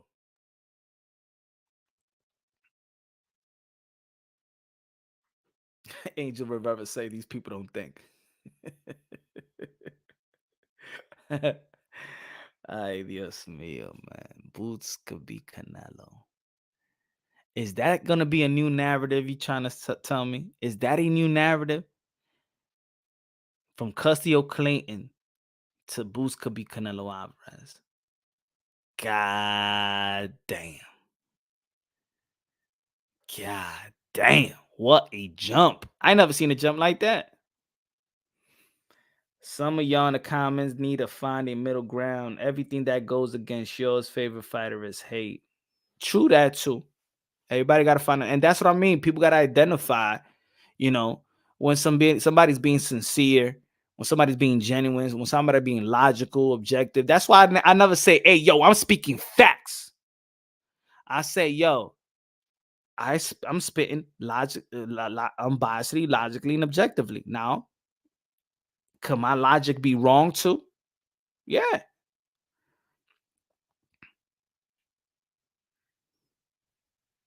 Nah, look, I don't believe that to be and I don't believe that no fighters duck nobody. I don't believe that Bud is ducking Spence or Ben Spence is ducking Bud. I think that right there is that's creating something. I believe that, you know what I'm saying, business decisions speak louder than words. You know what I'm saying? I think when Bud extended his contract with Top Rank, by extending the contract, he thought he was going to get the Manny Pacquiao fight. I believe so. And then Manny Pacquiao bounced. And then probably they made him dirty. They probably lured him to sign an extension and promising the Manny Pacquiao fight. Maybe. We don't know.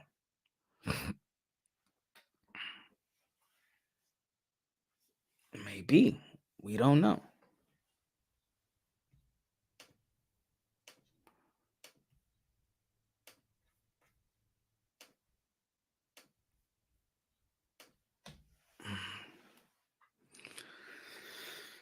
Put the link on. Let me see what the haters gonna crawl up in here. I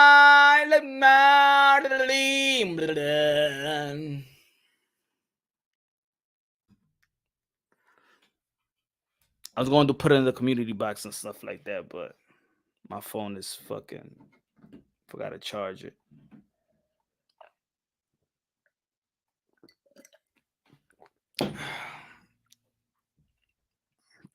Punch, punch, punch, punch, punch. It's good, Tycho. When you going live with Tio Senior? I don't know, man. Very soon, though. Very soon. But probably live, like live in person, live. Live in person, live.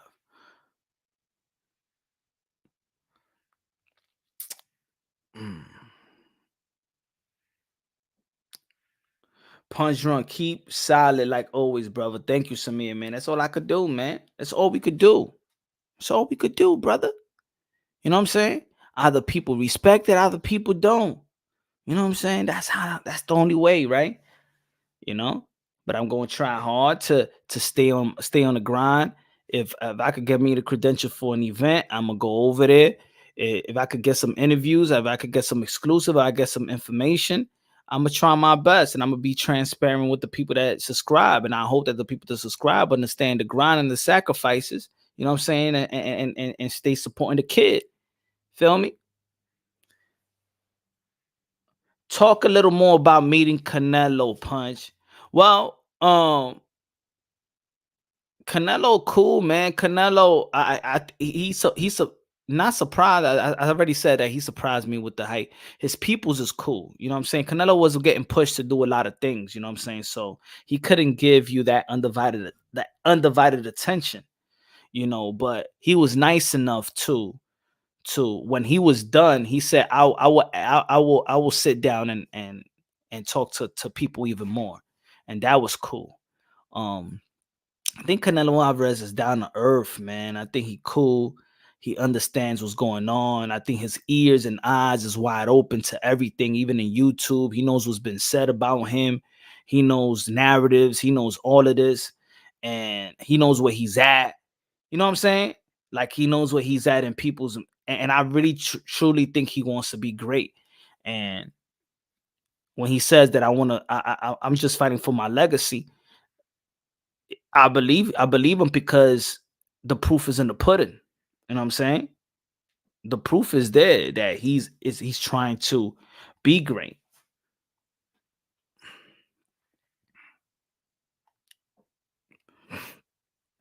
Canelo is small. People don't realize how small. That's one thing I realized. And to be honest, I even when I saw him in person, I said this last time. I said, "Shit, he fucking greater than I thought." Because if he's this height, and I seen a lot of people in person, I'm like, shit. Because I even seen Jamal Charlo in person. He big too. Like off season big. He look like a football player. Short doesn't mean small. I think he's short and smaller than what I thought. You know what I'm saying? For real. Like he look like he walks around. Canelo Alvarez looks like he walks around 175, 160, 175 to be. That's how he look. You know what I'm saying? 175. Like I've Tio and him. For me, not. But Tio's always in shape, always training. But like the same height is there, same like wide chest is the same. You know what I'm saying? Kobe, What's the word de lo mío personal? what's good? What's good? What's Shows out to good? Punch Drug Nation. Subscribe, hit the fucking like. Dímelo, mi hermano, ¿qué lo We here, que de man. We nuevo, setting qué trends. I see hay? you setting trends, man. I see you touching places they ain't think you was gonna be able to touch, man. I see a lot of people shaking the ground, man. But we just here. We staying in tune with the realest, man. We gonna always support. We here for you, baby. That's what I'm talking. Good looking out, Kobe. Yo, what you think? What you think? What you seeing in YTBC? What you think is the pros and what you think is the cons? What you think is effective and what you think is not? Talk to the people, Kobe. Oh man, I think man, it goes both ways. Honestly, because the con it attracts certain type of people that don't really, it brings a certain type of energy to the field, and then you have the pros who keep who keep who keep the thing going, it keeps it alive. You know what I'm saying? And then just people who just trying to ride the wave. I Mm-hmm. think, and you can see it. You can see, but I think it helps. I think it helps. I think it makes it spin. I think both sides make it spin, regardless of how people think. But I think we should separate, the synthetic from the real, and understand that we need each other. And regardless of what spins, without y'all, the YTBC content creators, the Mm-hmm. voice is gonna die out sooner or later. You know what I'm saying? So we need people like y'all to keep it alive. And honestly, whatever we can get, it helps. So I gotta say, it goes both ways. Yeah, I agree. I agree with you in that sense. I agree with you in that sense. But I also think that it's up to the people to identify. You know what I'm saying? And if they don't identify it, we just got to be honest enough and be like, there are a lot of people that may like the drama. There's a lot of people that like to be lied to. There's a lot of people that just rather believe in the lie than the facts or the truth. It is what it is. It's almost like politics. Like, how many times do the Democratic Party let you know what they feel about the inner cities? They're only going to come around when it's election night and trying to smooth you to vote for them. But what do they do? You know what I'm saying? And people still vote for them. So like, people still believing in the lie. People just believe, just trust them. It's like going to a preacher and know probably he's no good and he's probably a pimp preacher, but people just love the way that he talks, and it motivates them. Fuck it wouldn't even have to be what he's saying. It don't even have to relate to what's in the Bible, but they just like that he's motivating them, and they go to church and give them all everything. You know what I'm saying? So I think Facts, facts. it's the same thing in YouTube. There's people that's genuine boxing content creators. There's other people that don't give a damn, and they're just here because, you know what, they got a wave, they got subscribers, and they're gonna capitalize off of it. You know. But I got a question to ask you, since you're a part of the field. I'm gonna ask you a question. Do you feel that the people should not support those people who move with emotion and move with, bias opinion towards fighters? Like, do you like, because um Af- like I af- think I think there's a lot of people, you know, that they would like not to be biased, or they not really supporting him in a way where how he feels, but they just like the passion. They might like, the way he's elaborating on it sometimes. So at so I, first. I don't I don't want to cancel the sport growing. And I want Mhm. it to keep growing. So I want to ask you At of what's your first, part on that? I said, "Oh nah, man, what the fuck these people are supporting?" But then it's like, again, it's your taste. You know what I'm saying? It's like, okay, let's say there's a channel that just is talking about Deontay Wilder. Just let's say that's the channel, Deontay Wilder. They're biased to Deontay Wilder. But let's say you a guy that's a fan of Deontay Wilder, right? You Which gonna I like, am. Which I am. right? So you're gonna support that channel because they have the same ideology, they have the same feeling towards this fighter. So yeah, that channel might be biased, but that channel is soothing. You know, it relates to you and it's soothing your feelings and you know what I'm saying. So while everybody may not like it, but you liking it, so you supporting it because you like it, just like somebody just supporting Canelo Alvarez, but they're not supporting nothing else and just Canelo Alvarez. You're a Canelo Alvarez fan, you're gonna listen to him.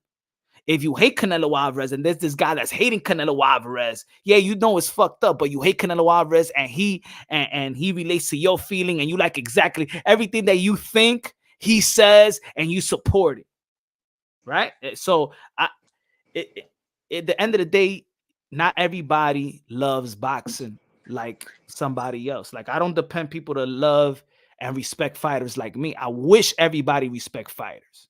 I wish everybody you don't gotta love every style, but I wish everybody respects the line of work and the sacrifices that these fighters have to go through and understand it. But then there's fans that don't care. They just want to be entertained, and that's it. It's just about entertaining. They don't give a damn. For them, they just like pit bulls, chickens, and robots, you know? So I'm like, who am I to be like, oh, yo, don't support him? And like, how about if he tells me, yeah, but I like that he talk about Deontay Wilder. I mean, I don't like Tyson Fury, you know what I'm saying? I'm not a fan. But Tyson Fury is the best heavyweight. He's a champion. So you got to support, you know, what other people say. No. I'm rocking with Deontay Wilder. He won't support that, you know? Yeah, I feel yeah. I feel like there's a lot of people, you know, a lot of fans. They move selective. They move with what they like. They rather, you know, they gravitate to what they like to hear, whatever soothes, like you said, smooths their ears.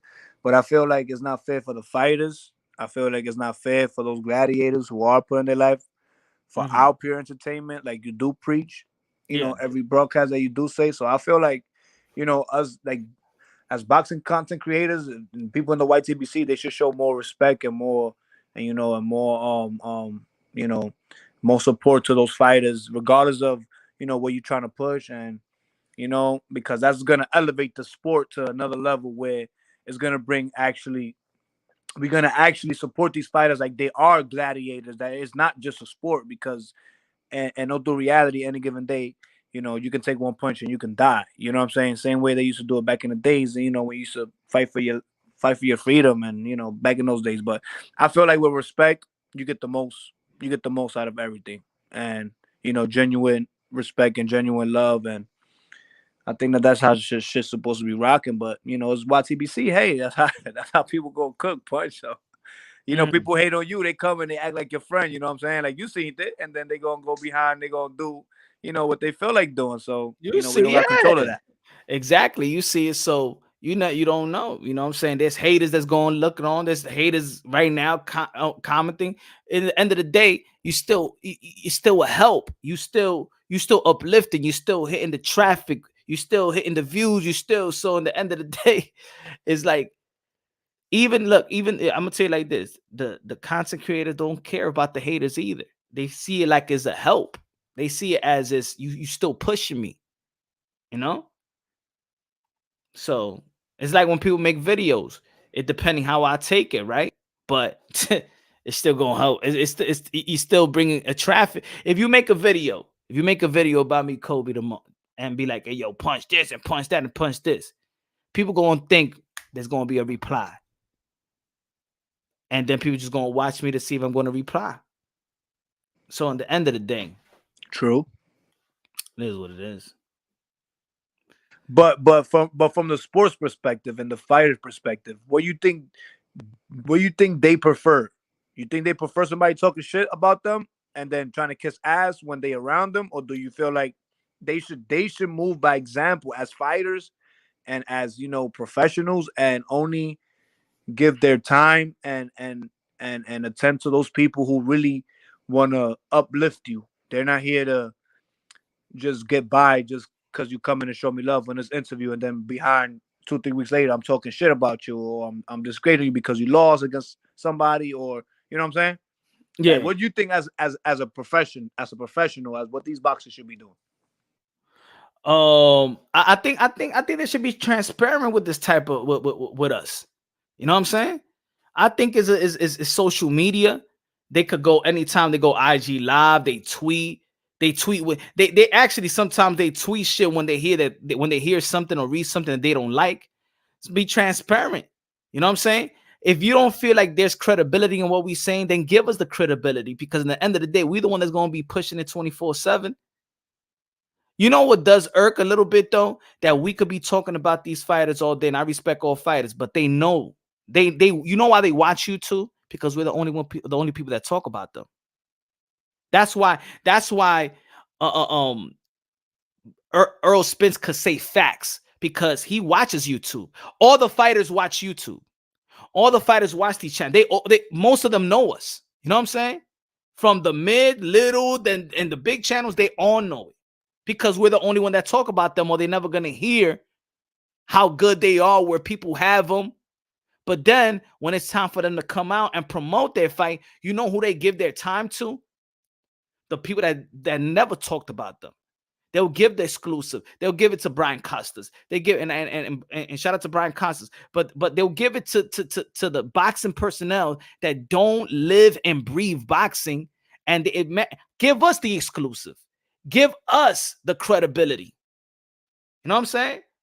We're the one that's fighting for y'all. So piggybacking on what you say, Punch. So do you feel like boxers nowadays should move the way Shakur Stevenson, the way he did towards that content creator who was actually speaking bad about him, where it was actually antagonizing his character? So this is where I want to get to you at, because you hitting a major point, and I feel like, you know, there's gladiators and there's innovators, you know, being born before our eyes, that we're not really acknowledging what we see until we really dissect, and people really start to feel, you know, accountable of what other people are saying. Like, you know, these content creators, like, you know, like, for example, like the way Shakur was, you know, right back to what I was saying with Shakur and the other guy, you know. So I want you to tell me if that's what boxers should be doing. Is he the stepper? Is he the, and like, you know, I want you to tell me if that's what boxers should be doing, is like pointing out those medias that are affecting the boxing sport nowadays. I'll answer that, but let Rap Star. What's good, Rap Star? Yo, what's UK, happening, Punch, UK, bro? UK. Yes, My Kobe. brother Rap Star in the building. Subscribe to the channel. Y'all already know, man. We UK to coming back. We US. You coming already back. know, we Yo, brothers. what's happening, Kobe? What's happening, Punch? So, look, man, I've been listening to this show, and I've got different views on this. Yeah, you guys make a lot of sense that it's good for boxers to have this exposure by YTBC, because YouTube is the fans of boxing, and whether you like it or not, these are the fans of boxing, and some of the fans are great boxing fans, and some of the fans are just delusional fans. But it does create exposure to these fighters. But where I disagree with some of you guys, and this is just coming in from looking at from England, what some of these channels do when they put these fighters' names in the mud, when they start calling these fighters all kinds of names like bitches and Canelo is this and Canelo is that, you know what I mean? Like that Southpaw, the Pufter, the fucking one who's always a disgraceful channel. He gets exposure for swearing at fighters, putting their name in the mud. I mean, this is some bullshit. So in that exposure, no, this ain't good for boxing, because you're taking the integrity away from the fighters. You're showing that the sport ain't what it is, and these kind of people would never be tolerated or ever be seen in a boxing fucking match. They wouldn't be allowed to be around boxing fans. So I say that it's good and it's bad. But where it's bad as well with these channels with Errol Spence and Terence Crawford, yeah, it's good for the exposure for the fight. But at the same time, they're lying. They don't know shit about these contracts. They don't know how much money each fighter wants. And every day they put up these, and these are big channels. And I respect Blue Blood. Don't think I don't respect this grind punch, but putting those thumbnails and bringing those fans in and showing that these are lies. So is that good for boxing? Talk to me. Because for me, putting fighters' names in the mud and lying to the fans is not good for boxing. But Punch, can I say something before you even touch down? I see two things. I see someone calling a boxing content creator saying, "Hey, you saying this about me? I don't like what you pushing. I don't like that." Right? And then you see another fighter uplifting a boxing content creator like such, Punch, you know what I'm saying? Yeah. And you see the difference. So you see these guys who do have the following, who do get the support, you know what I'm saying? And they're being criticized.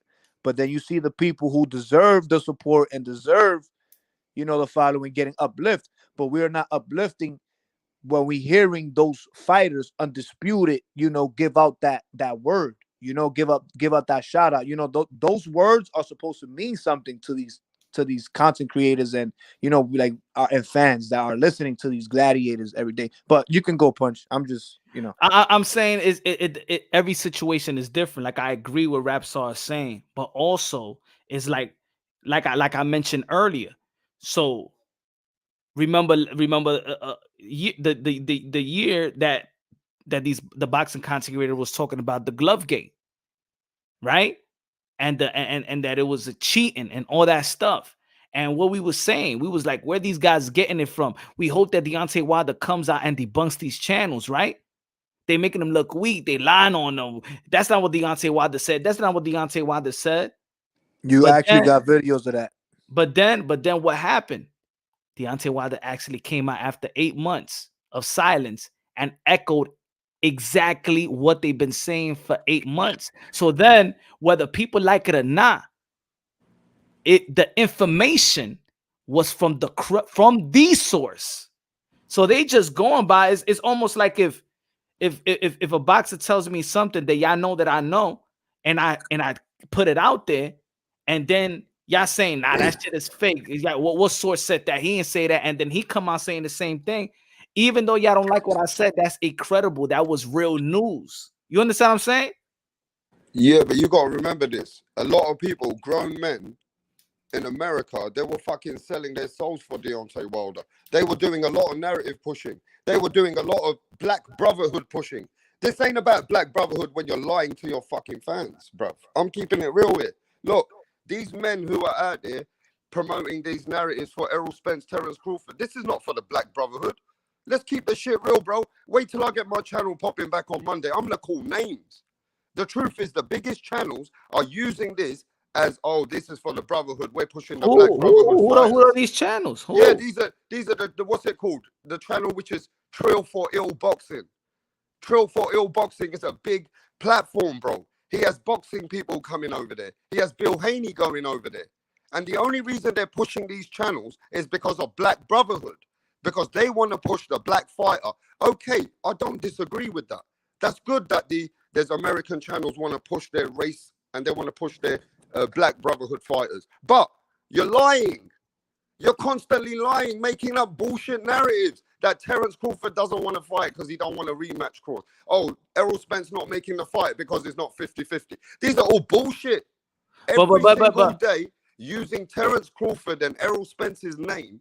This is the same thing they did with Deontay Wilder, this fucking pussy-ass BFTB, and these fucking... Look, I ain't got no problem with Blue Bloods, but true thing is he works hard. Blue Bloods has got a big responsibility. He goes to these fights, but he's also pushing narrative just to bring big extreme views and all these kind of... What's it called? It's building a hype, and it's a lie. And he's lying to the fans. So where is that building black brotherhood fighters, bro? Explain that to me. All right. So first you mentioned with the trail, and you mentioned Bill goes to their channel. These people go to their channel. Yeah. So so if it's narrative, is they only pushing the information that's actually that's given by the source. That's what I mean. So in reality, that's why I said you could dislike what's being said. But if it's given by, you could be mad about Glovegate. But if they're saying it because the fighter gave them the information about Glovegate, and we're talking about the fighter, then they're just really... Yeah, but come on, Punch, we're not talking about that. Wait. You saying, but you talking about brotherhood, but then you mentioned Bill going to then that is a brotherhood. No, I'm not saying that. I'm saying but did you not see what I said though? It's good for them channels to have that exposure and bring that to their fighters. But they're not building what they're calling pushing a black fighter by spinning narratives on their channel just to keep fake narratives pushing when they don't know these contracts. But Nobody knows these contracts. You think Derek James, Errol Spence, Bomac, Terence Crawford is going to speak to these dummies? Do you really think they're going to speak to these dummies before they talk to anyone else? maybe yes. No, they're not. And this Why is not? not the But Deontay that's what I Wilder mean. show, bro. But that's what I mean. It does.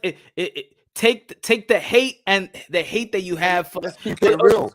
No, that's what I'm saying. We keeping it real. Take the feeling how you feel about these channels, because you may hate a channel. That doesn't mean that they don't have a chance to have information that other people don't have. That's why I said earlier, credibility. How do you get credibility? If these guys say something about Deontay Wilder, are you going to give them the credibility that what they saying is coming from Deontay Wilder as the source? Look, Deontay Wilder was the exposure they used. They put Deontay Wilder's name in the whole of Europe and England, anyone I speak to. At the end, they were the worst poison for Deontay Wilder. They were using their channels to cash out money. You heard it. Young Pharaoh said himself, he made a house out of it. He made a fool out of his people through the narrative of pushing it for Black Brotherhood.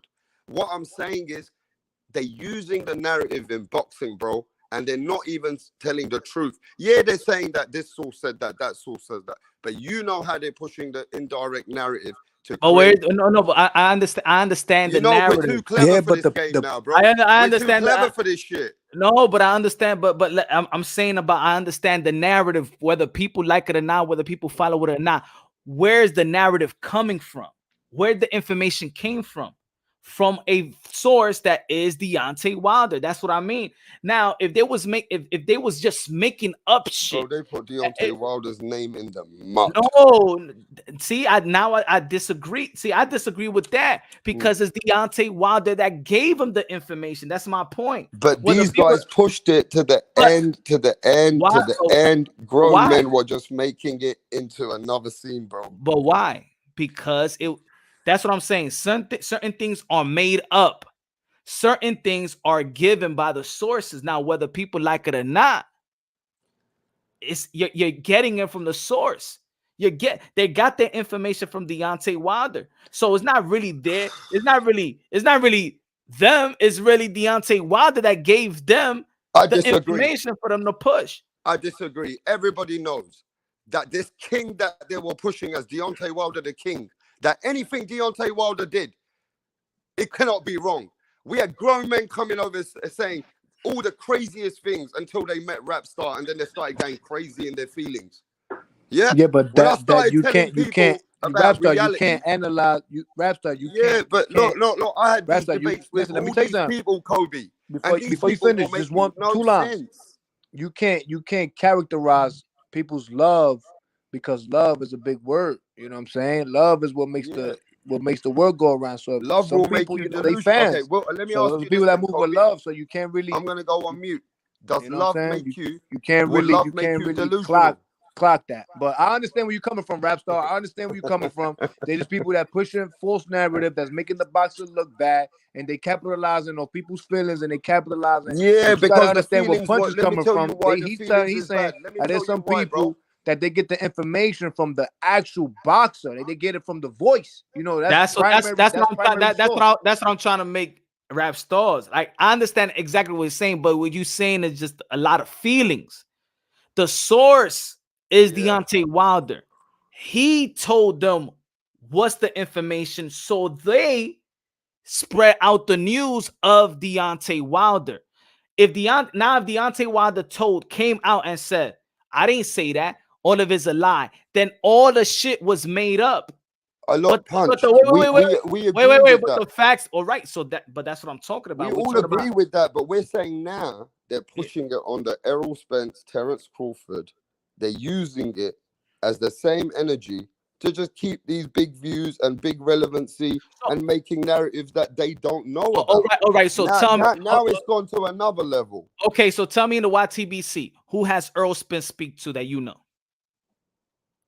The only channel that I know that he speak to is that Beauty Shop. And who else? I don't know anyone else. That he got connections. He doesn't he have connections with True Boxing Talk? No, I ain't never seen that. I think he has. I think he said a lot that he could contact Errol Spence, and the people's Well, that's know. what I'm saying. They can say whatever, but let's be So honest, if though. okay, so if if Earl Spence speak Oh, to, man. if he don't speak to none of us, but we know he speaks to them, then whether people like it or not, when they speak of him, they get the benefit of the doubt. But what I'm saying is, Get the you. benefit. Okay, let me ask you this. Why you think so? Let me Why you ask you. think No, no. why Let me you finish this. Let me finish this. Mhm. You know Teofimo Lopez. Exactly, huh? You know Ryan Garcia. Yeah. You know now certain fighters behind the scenes that you don't mention all the time, but you could easily say a narrative of most fighters and people would believe you. Mm-hmm. But now you understand. At the end of the day, it doesn't matter because you spoke to the fighter. You can split the narrative afterwards in many different ways because you can say, yeah, I know his number. And okay, that's what I mean. And then what do they have to say? What does the fighter say? Then the fighters come out and say that this motherfucker is a liar. But if the fighter's staying shut and he's letting a narrative and he's letting a narrative spin, then the fighter's not having transparency. Then you giving me the go. Look, You giving me the go. It Nah, is what it was that's so what I'm saying. real. I It- it's believed not. the Watergate, and Punch was telling me, you know, we no, he was letting me go. He was letting me go, but he's like, you know, sometimes you got to really analyze. He says not everything that you know you hear, you see, you know, you feel me, is was being portrayed. And I was going off the water because I was seeing fake little video clips that they was doing and little edits. You know what I'm saying? That it was the way they was pushing the narrative. You know, I felt like my boy was being played. You know what I'm saying? So I'm like, you know, I'm going off my emotions, and now I'm backing it up. You know what I'm saying? I'm like, yo, it looks crazy. It looks kind of funny. You know what I'm saying? Like that. You know what I'm saying? And I'll be honest, it caught me, but in a way, I was like, you know what? It's been too many times, so you know, I gotta stop thinking that, and I gotta be real with myself. So they gotta be fans. I gotta come to realization, understand when they being played, when the train, you know, it comes off the track. Once the train come off the track, you be like, you know what? It wasn't really that. It was actually, you know, this what it was. You know, It, so sometimes people gotta elevate themselves. But I feel you it that.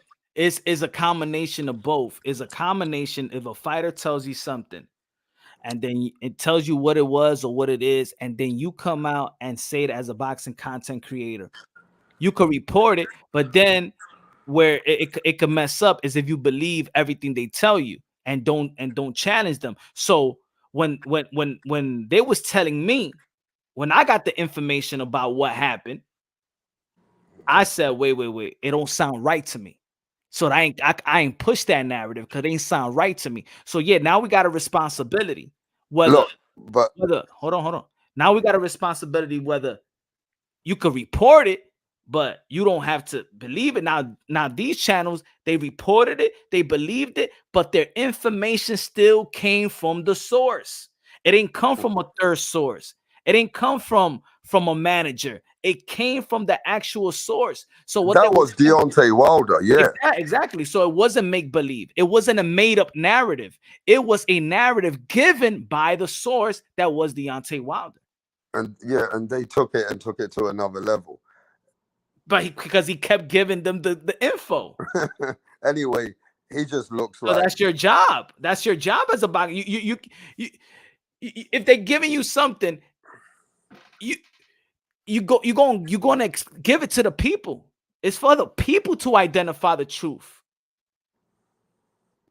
yeah, but what I'm saying is, Punch, yeah, we're not talking about that. We understand that.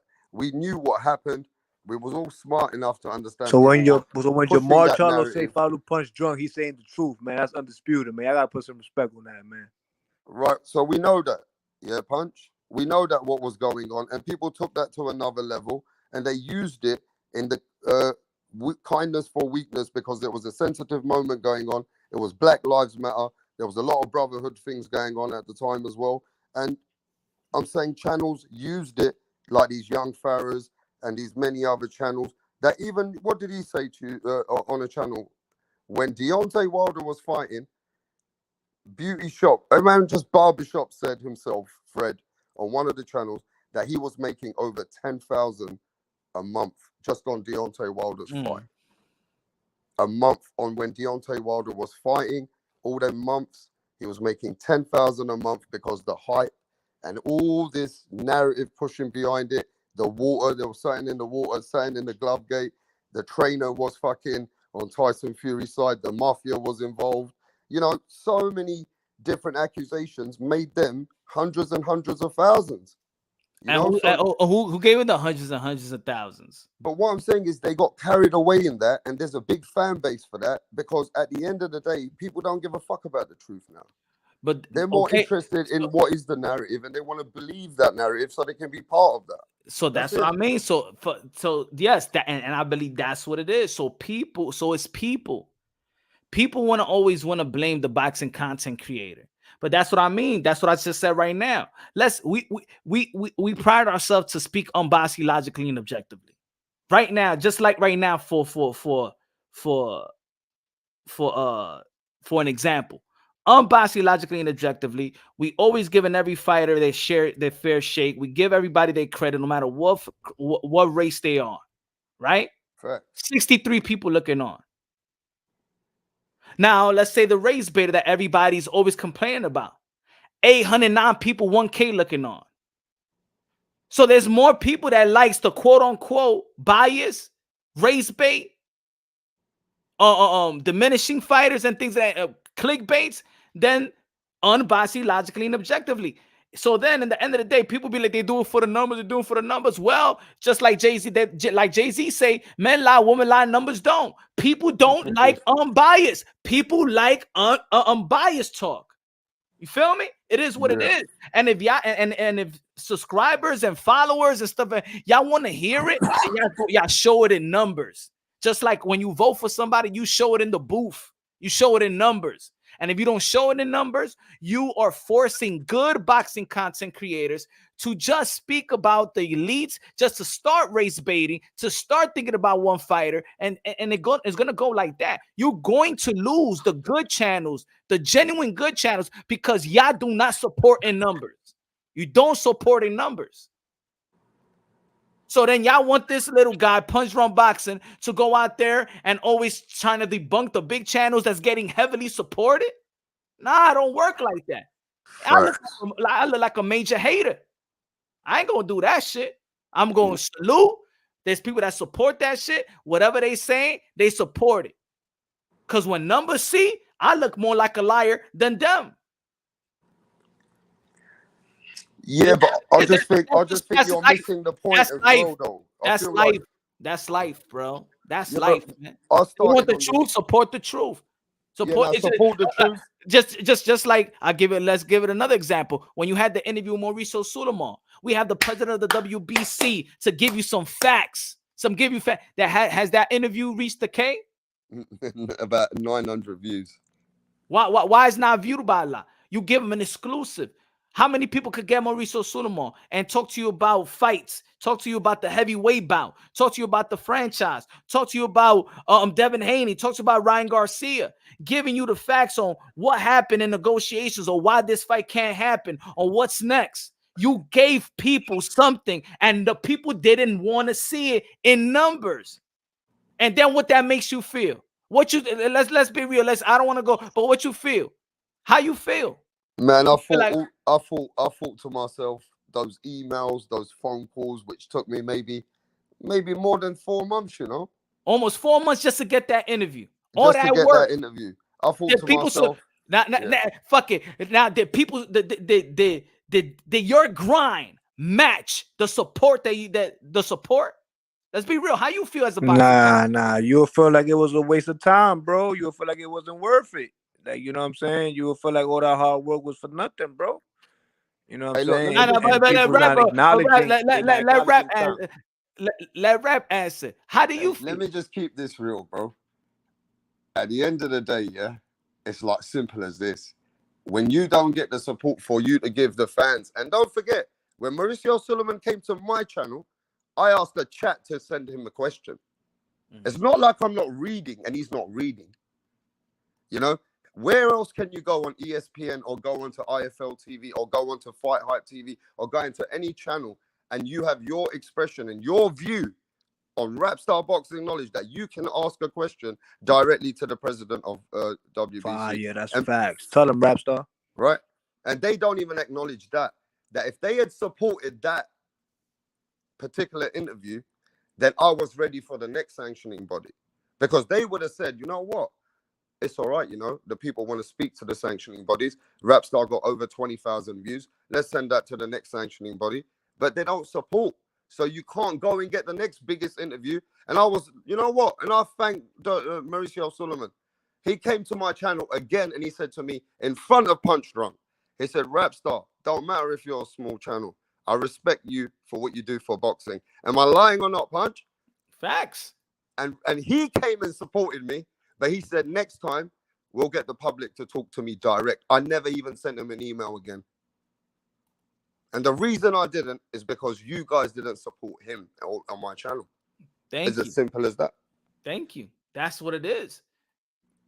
Put it this way. I give you because we're talking about YouTube content creator. So no lie. I can't I'll be honest. Before you even cut off Punch, I smiled when I seen y'all having interviewed and I seen the uplift of how y'all uplifting the sport and the connections y'all get into and the levels and the status y'all putting yourself into. When I look at these videos, I hit the like and I smile because I see the hard work paying off, and I seen that there's people there that's not gonna tolerate the sport to just disintegrate like that because of, you know, people not trying to come together and then they got their own opinion. But I see the hard work, bro, and I acknowledge it, bro. Salute to y'all, bro. Facts. Thanks, brother. Yeah. Thanks. And let me tell you what's worse, Kobe. My biggest views are having a big fight and an argument with Teofimo Lopez Sr. going back and forth, him swearing at me, me swearing. People gave me the biggest views, and then they gave me the biggest views when I had the argument with Tank Security, because Tank was coming out of a club and I caught him drunk. Yeah, I got 3 million views. Yeah, your views, you look at, you know what, your views. Think about this. Your views came off. It's almost like sacrifice. My views, my best views are burn bridges views, possible burn bridges views. You understand? Like, yo, when you gonna have Bill back? When you gonna have that Bill back? Because you want to see an argument. You want me. You want that bridge to burn for the entertainment. Yeah. So bad. You know what I'm saying? And that's a problem. You know what I'm saying? Yeah. That's a problem. That's a problem. So guess what? Why you think you hear some boxing, even some successful ones say, I don't give a fuck about these fighters. I don't give a fuck about talking to these fighters. I don't give a fuck about interviewing them. I don't give a fuck about this about these fighters, just like they ain't shit. You know why? Because they're getting supported without them. They don't need the fighters. You know what I'm saying? And it gets like that. It gets like that. Sometimes the boxing content creators get way bigger headed. Then it's about them. It's not about the fight game no more. It's about them. You know what I'm saying? Yeah, but what I've noticed about boxing YouTube content creators, they're very sensitive, some of them. When they're on the fighter's side, yeah, they're very praiseful. But when they're not on the fighter's side, they can put a fighter, it's easy for them to put a fighter's name in the mud. You know, it's very easy for YouTube content creator, call a fighter all kinds of names and, you know, really put a fighter's integrity in the mud. Now, you tell me, Punch, if those guys had a voice in a true voice of boxing and they were on ESPN or any one of those Showtime or whatever's in America, they wouldn't be able to speak like this about boxers. No, so they only do this on their own channel, right? They speak about fighters, which is a bit, you know what? It's a bit cheesy, bro. It's got, you know what I mean? It feels a bit disrespectful. And that part of it I don't like. That's all. That's all I'm saying. But I understand, but then it's the people, man. The numbers. That's what it is. It come in numbers, whether support, whether thing. It is all in numbers, man. It's all in numbers. It ain't going to change. The YTBC ain't going to change. I tell you what's going to change is that boxers is going to create their podcast. Credible boxing personnel is going to create their podcast. And you're seeing little by little. You seen Paulie Malignaggi. You seen Spencer Fearon. You seen Tunde. You seen Sean Porter. And there's gonna be more. And you know what's gonna happen? Us, we're gonna get pushed aside. We're gonna push aside. That's what's gonna happen. But the That ain't other never gonna happen. Oh, no, over here. Nah, that Y'all will Punch never Drunk happen with Nation. Punch. no, It'll but never in happen with terms Punch. of where you feel like your grind and the support, your grind, where your grind and you want the support to match your grind. You know what I'm Hey, you saying? know what? I'm gonna say this though, Punch. There's not many people out there like you in this sport of boxing, and the reason why I say that, I've been following this sport for over, I'd say now, coming up to nearly 3 decades in the in a while, yeah. So a long time. I'd say when I was about 9, 10 years old, I started going into little boxing gyms. So I've been following the sport, and I've been watching this sport, and the passionate. There's some people which have got a lot of passion in the sport, and I think the reason why you can work hard in boxing and you don't care is because you're very passionate about the sport. Because the work that you put in, bro, I'm gonna keep it real with you. If I've seen the work you put in, and you can really put in some work. You, what did you say? You drive what, a whole day to get to places? A whole day you're driving to get to different places to just get Big interviews, facts. right? All this stuff. Like you went and saw Canelo just to get that interview. You know, you must have. You know what I mean? You have to do things to get those interviews. What I'm saying is that work ethic that you've got, man. A lot of people, man, it's not easy to be doing what you do. That's what I'm saying, bro. No, and that's what I'm saying. Respect the grind, but then it gets to a point where you want your grind to be you want your grind to be respected. You know what I'm saying? There's gonna be lies out there that be like, I don't give a fuck about I don't give a fuck about this, and I don't give a fuck. I'm just going to nah. People just don't do shit to do shit. You know what I'm saying? So it it is what it is, man. That's why I stopped. I stopped like trying to like Yeah, debunk. but these mofos don't know how hard it is to get into boxing. It's one of the hardest sports in today's day and age to get your voice heard, to be in media. I know about it because I know people in it. And I know how hard the grind is, because when you start from the bottom, from the mud, they don't want to give you opportunities. And it's so hard to break those doors down to get these little interviews and get to places and stuff. They don't know, Punch, innit? It's a different grind. And let me tell you how it is. And Punch will vouch for this. Even if you know boxers and you know people that you can help in the sport and you've helped, nobody's going to call your name when you're helping them, because let me tell you why they don't want to say, oh, Rapstar did this for me, or Punch Drunk did this for me, because they want to use their name to say they did this for themselves. Am I right or wrong, Punch? Yeah, they want to. Oh, of course, you want to. You want that also, but also even when, let's say, the powers that be don't want to let you in the door, but they know that you bring in some numbers that they gotta let you in because it still benefits their fighter. You understand? It's almost like you say. Remember, Blue Blood had Leonard Ellaby had a problem with Blue Bloods, right? Mm. And he want to speak to him. But in the end of the day, Blue Bloods is in the door, and he's not taking. They're not gonna strip him from his media credentials because he's bringing in the type of numbers that could only help the product. And But 10 times out of 10. but to me, Yeah. let's say me, I'm out. That's it. Fuck you. Right now, they looking at it right now. If they looking at it right now, what the fuck this 60 shit gonna do for us? Fuck them. Keep them out. And you know, in the beginning, right, I've seen some of these guys with media channels, they hang around to the end, bro. They hang around till all midnight and stuff, just trying to There's get a any difference interviews between they having can. 100 and having 300, only 50 coming through, and you having 60 and a whole 60 coming through. That's a big difference, though, Punch. You heard? So you making noise regardless of what you see, though. Remember that. No. I'm grateful. What I'm saying is what the perception of how they see it. That's what I mean. For me, it's a blessing. Everybody that's tuning in, everybody that smashed the like button, is a blessing. What I'm telling you is what they see. What they see is it's not enough. Like, what we're losing if we don't let him in the door.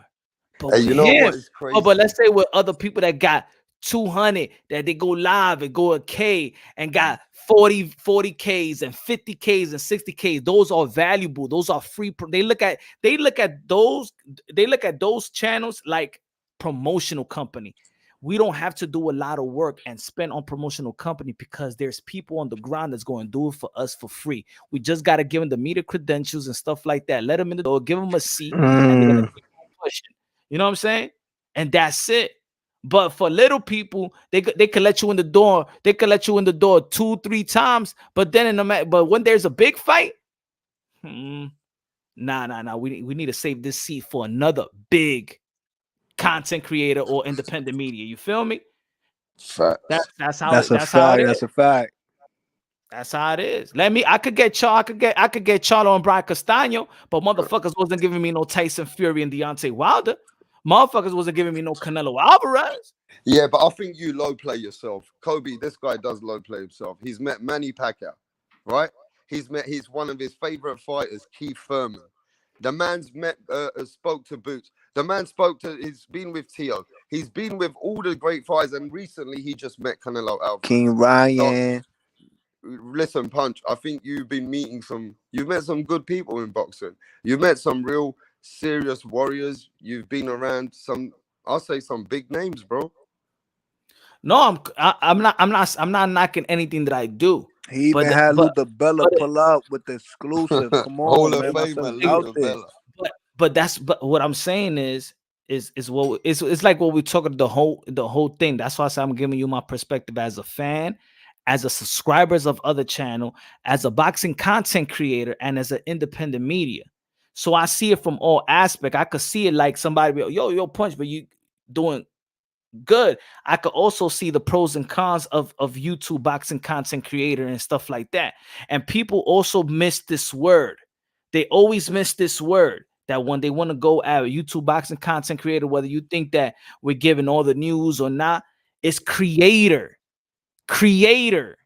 boxing content creator. Sometimes when there's nothing, you have to create something. Even if it's a little, look, what we're talking about. Look, the whole boxing world, in the YT, I'm not saying the whole boxing world, in the YTBC, we're talking about this word we're talking about. Look, hold on. Errol facts. That's all Errol Spence said, and we're all talking about it. The reply is just facts. That's it. We take that and we put in, he's this and this person, this and that person, he this and everybody. Errol Spence don't like nobody, just because he said facts. We're going by 3 words that Errol Spence said, and we have built, there's lives today, all today, lives on this subject. You know why? Because we try to create this little shit to make it something big. Because there's really a recession week. So we're trying to create. Facts. You know what I'm saying? And that's what it is. You got to be a clever creator. That's why people get mad when they be like, oh, look at this guy's thumbnail. And I'm not talking about me. I'm talking about in general. Look at this guy's thumbnail. Look at this guy's title. Look at this. He's creating, motherfucker. He's creating. What the fuck you want? What the fuck people want? What boxing content creators to do? To have no titles and just have a blank thumbnail? Come see me.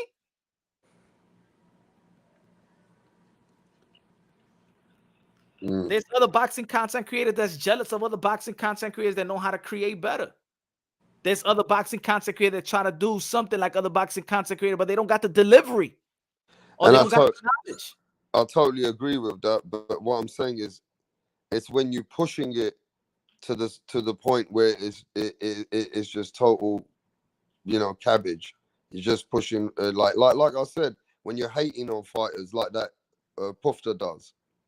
When you're hating on fighters like that, is that exposure, or is that just a lot of crazy people who just love seeing hate? I think it's both, but I think there's still a end. Like what's the end game? There's still an end game. You know what's the end game? What people, regardless people like it or not, the end game is this. If we're talking about Terrence Bud Crawford or Errol Spence, either you talk shit about Bud and there's a channel talking about Bud. Everybody wants to see the fight. That's probably the facts. Everybody would love to see that fight. Now, there's going to be narrative pushing, but in the end of the day, whether it's bad, that narrative pushing is to shame one fighter to speed it up so we could see the fight. So when somebody's saying this fighter is ducking, this fighter ain't shit, and all that is all wrong, in my opinion. I hate that shit. But in the end of the day, they're doing it to shame the fighter to see the fight that we all want to see. End of the day. Right? When people saying, oh, Bud don't want to sign, it's up to Bud to sign. Sign, Bud. Whether it's a real or fake, people want them to sign any type of contract or shame him to sign whatever contract that could be on the table so they could get the fight. So we could get the fight. It's a selfish way. You know what I'm saying? Yeah, like I said, man, at the end of the day, you're right. Definitely, In some definitely. respects.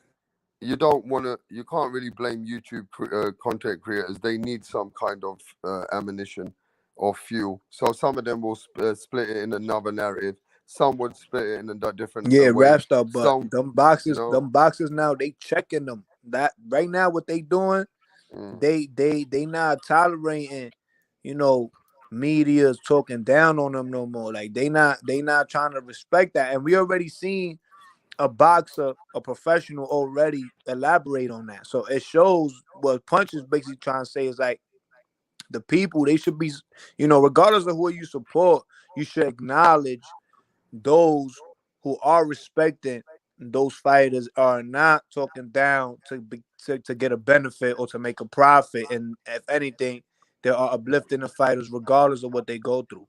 Like so that's what, what for the what point I'm is. That's what I understanding feel. though, Kobe, for what I'm understanding about this tweet, is someone saying it's sad that these channels are out there just trying to make money and exposure out of lies for Terrence Crawford and Errol Spence. And what Errol Spence is saying is that these ex-Deontay Wilder channels is probably what they're talking about, a bunch of them. And he's saying, yeah, this is facts. Yeah, They're you're dummies. right. He's saying they're dummies. They don't know nothing about the fight. They're just making it all up just to get their money. That's it. Now, So but what are the Punch promoters is up right doing? as well. But let me finish. Punch is right as well. You can't blame the trills. You can't blame all the big channels as well, because at the end of the day, they're giving them that thing to go on. So they're gonna say what they're gonna say. So what I'm saying is the YouTube boxing content creators, but what does the promoters do? What the networks do? It was what was it the boxing content creator that did it? Are we the ones that didn't acknowledge Bud Crawford as the WBO, or was it a whole network that did that? The whole You feel me? network. A whole network didn't acknowledge him as a champion. That just left him out. They got millions of people watching. It's not That's that they why I asked you. That's why I asked you the It's a question earlier Showtime. about that WBO thing. It's a Showtime that's gonna say that Gervonta Tank Davis is a 3-division world champion. It's a network. Yeah, So but everybody. But Punch, come on, From- we know networks and promoters have always sold fights for their fighters. It's been going on for decades. So It what doesn't mean boxing- that the so- fans can't see it for themselves. It's not, fans are not fucking blind, are they? That's what I'm saying. So fans gotta see it. Are we that dumb? Fans gotta identify it. And if fans identify it and they still support this particular channel because they want, there's people that like to believe in the lie. There's people that want to support. There's some people that just want to hear about this particular fighter. While people may be stressing this boxing content creators to stop talking about this fighter, or you only talking about 5 or 4 fighters, there's people that just want to listen to those 4 or 5 fighters, and that's why they still got the subscribers. And when they go live, it's 600, 700, 1,000. That's what I'm saying. When somebody's going talking all around boxing, and he's going to be talking about Alicia Baumgartner versus Michaela Mayer, where it's going to be everybody else. Is everybody going to come off 600, 100K, a McKay to watch the live? You want me to put it to a test? You know what I'm saying? Most likely like not. It's people too. People act. People always want to complain on everybody that's actually doing some work. Yeah, maybe you know, any work is work, and you know what? You're in some respect, bad media or even people speaking narratives about you means it's still giving you views and it's giving the fighters exposure. So whether it's good or bad, at the end of the day, it's putting the fighter's name out there. Yep. So When you know, but I when Bill disagree. I Haney was here disagree though. defending his I son, do disagree though because I've regardless seen. that he was I listen getting, to this, Kobe. I've seen channels in I'm America, listening. especially, which have been shitting on Canelo Alvarez, which are shitting on other fighters, saying the worst thing about Canelo Alvarez because they don't want to, you know, they're against his narrative. They just want to push for hate, and they're getting big exposure for that and super chats for that. So how does that look? Can we blame them for that, or should the fighters, correct that? You answer that. I mean, you would want Canelo Alvarez to come up and say, you know what, these content like the same way as Errol Spence, that they're a bunch of dummies and it's facts. They're done nothing. They What's could that do gonna it. do? They What's could that do it. gonna do? They could. It takes away credibility. Definitely. They could do, and they could flip it around and give credit, and it gives this content creator credibility. Why not? Why only talk? Why only talk and pump up you know what I'm saying? It's almost like Shakur Stevenson said what he had to say about Dante Boxing Nation, and people got on it. Oh, you know what that does? It start questioning. Even the subscribers start questioning the Dante Boxing Nation. Like, yo, is he gonna lose a bunch of subscribers? No, but a boxer is calling him out, just like Errol Spence calling him out. Just like Floyd Mayweather gave Fight Hype the credibility, and that's why Fight Hype is where they at, because of Floyd Mayweather. So fighters could build and give people credibility if they be transparent. Even Floyd Mayweather is more why Floyd Mayweather was transparent? Why Errol Spence is not transparent? Give the credibility, so then people really know the bullshit. If you Because don't he like because to he hear it, beat him up and made him quit, so they're not gonna promote him the way like that. If anything, Punch, they're gonna go against you. You know that, Punch. I'm just saying that, yo, people gonna support whatever they want to support. You know what I'm saying? They're gonna support it. Yeah, but if you're a professional though, if I'm a professional, I'll be honest. I'm not gonna, regardless of whatever people say about me, it is what it is. It is what it is, and the people gonna follow whatever it is that they backing up. Those who follow them. But if I'm acknowledging, I'm correcting, certain creators or whatever it is that I'm, acknowledging as a fighter, and you backing me up, then you're gonna know that, oh well, if he's saying this about him and that wasn't really true, then he's exposing lies. I shouldn't be listening to him because But he's not really giving me something that I'm but, really but supposed to look be how listening to. many channels was exposed. Even me when the Canelo Alvarez and Mike Coppinger put it out that Canelo Alvarez is signing to the Zone and he's gonna be fighting Bivol. Canelo Alvarez came back and tweet and say it's a lie. Don't believe nothing until it comes from me. Facts. 2 days later, what happened? Mike Coppinger was telling the truth. And So so so everybody had to go back on their word. so that so He now look, so now we have to question a boxer's even the fighters. personality. We also got to question a boxer's personality then, you know, because if you basically, you're not acknowledging what is already being said, what you already know is being done, then you basically lying to the people, and you just going about what you think you're going about. And, you don't want people to be on top of the game. But if Punch Drunk get Ryan Garcia on the line and he's saying this about whatever situation he's saying about, he's getting it from the primary source. So if he come around and he tell y'all what he's getting, doesn't mean that he just making up narrative or this and that and the third. So that's why I try to make the fans understand that you got to understand an opinion and a narrative and primary facts or secondary facts. You know what I'm saying? Facts. So Facts. that just that is where it's at. That's what I was talking about. Deontay Wilder and the LDBC. Whether Mhm. people like it, this what was said, it was given by Deontay Wilder. So and And once technically, he said, and once they're he vouched for recording Yeah, it. and Punch, people just because acted. I'm a Yeah. fan of him. Hold on, rap star. He from the Bronx. Like, he was repping BX. You know what I'm saying? So I was like, nah, you feel me? I'm backing him up regardless of, you know what I'm saying, because that's what I feel. But at the end of the day, when he vouched for that, when he was jacking that, you know what I'm saying, whatever it is that he verified, you know, I gave him the benefit of the doubt. Like, I believed him still. You know what I'm saying? And regardless of whatever how he's maneuvering or whatever, sometimes we gotta question that not everything you hear it you know is it add up. And I Man, it went and I to agree another with level, Rapstar, man. and I agree with Rapstar that people that then people could take those relationship, and now you not yeah you could try to play the people, and now having false information just because, and people gonna believe you because they know that you have that type of relationship. But then it's hard for me that people's gonna do it continuously, because if they do it, then that actually hurts the relationship. So for example, let's say if Man. if T.O. say, Punch, this and that. Oh, yeah, you could say it, whatever. And I'll say it, right? And then I'll say what Rapstar, alluded to, earlier when he got on. And let's say I start making up shit. Then T.O. gonna be like, hey, yo, why you making up shit, man? Like, that's some fucked up shit. Then what, I'm gonna fuck up the relationship because of I just wanted to say whatever.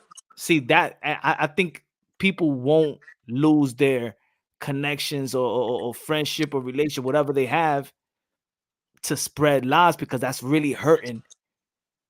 Blue just can't say whatever he want to say about Deontay Wilder just like that. You know what I'm saying? Because then Deontay Wilder's going to look at it and be like, yo, my man, where you get this shit from? You could talk to me. You got a direct line and But then call you me. have you have content creators like Dante saying things about, you know what I'm saying? And he, you know what I'm saying? And it's like sometimes these people, like sometimes the fans and these people, they back people up, and they make them feel like they bigger than, you know what I'm saying, than what they, they make them like look something that they really not, you know what I'm saying? And then when they go so into their mode, and they hit a obstacle, which you gonna hit reality, because reality gonna check you in regardless, that's when you slow down. So I know, like you said, I know that content subscriber, I know he not gonna say nothing else bad about that person, because that person put you in the limelight. You know what I'm saying? In a way where that professional said, "Listen, I'm not tolerating that." You know. So already, like Punch said, the credibility is gonna go all the way down. You know what I'm saying? Like, hold up, you feel me? That's Mhm. something that, and I'm saying it like this: like, if you're gonna support a sport, you're not here to knock the professionals in it. If anything, you here to, elevate the game in any way you can possible. You know what I'm saying? So Mm. I understand where you're coming from, Punch. But the fans got to identify that, like you said. Go ahead, you could go. My thing was this though, Punch. When it's all said and done, and we say that, yeah, we understand Deontay Wilder pushed that movement. Whenever we came to any debates or speak to any these grown men, it was always a screaming match for them, because when I ever asked for proof, Mm. nothing was ever proved. Everything that they were saying, to taking from the water, from taking my breathing out, for the dent, the fracture in the head, so many different things. Yeah, that the way that they were pushing it, I just wanted the debate to truth. So I said, okay, there's the proof. Until today, nothing ever was the proof, because it was a bunch of lies. I think And people. far as I'm concerned, Deontay Wilder knew what he was doing, because he knew he had to create something, because that's the only way everyone's gonna back him now, because he's lost twice. And he's gonna have to come with this fight with everything he's got. And he got a lot of respect for coming back for that fight, I even I'm a, after I'm a, all that. I'm a, I'm a jack I'm a jack the second fire laws, but you feel me? Let's You know be what I let's mean? let's let's let's let's be He had to do that. beneficial. Let's be beneficial, rap star. We understand, but let's. I think people I think just because people was in different position to deal with certain things, it's easy for people to look at from the outside. We all humans, right? We all humans. You're gonna feel different towards somebody when you don't know them or when you meet them, right? So if I don't, if I just know Rap Star, right, from the panel, right, but Mm. then I see Rap Star in the fight, and then hey yo, and then we chill, and then we go, we in the club or whatever, and then there's then I know Rap Star, and then we chill, we have a friendship and stuff like that. Then it's a different, and now you have a different type of association with this person. So don't think that it's easy to talk about Deontay Wilder or any other fighter, but what about when you know them? And then what happens when that fighter respects you and what you do? And you be like, shit, I talk about this fighter respects my work. And it's not like you can't challenge them, but now you see them in a different light. That's just what it is. People don't want to What admit it. you're saying is people get starstruck.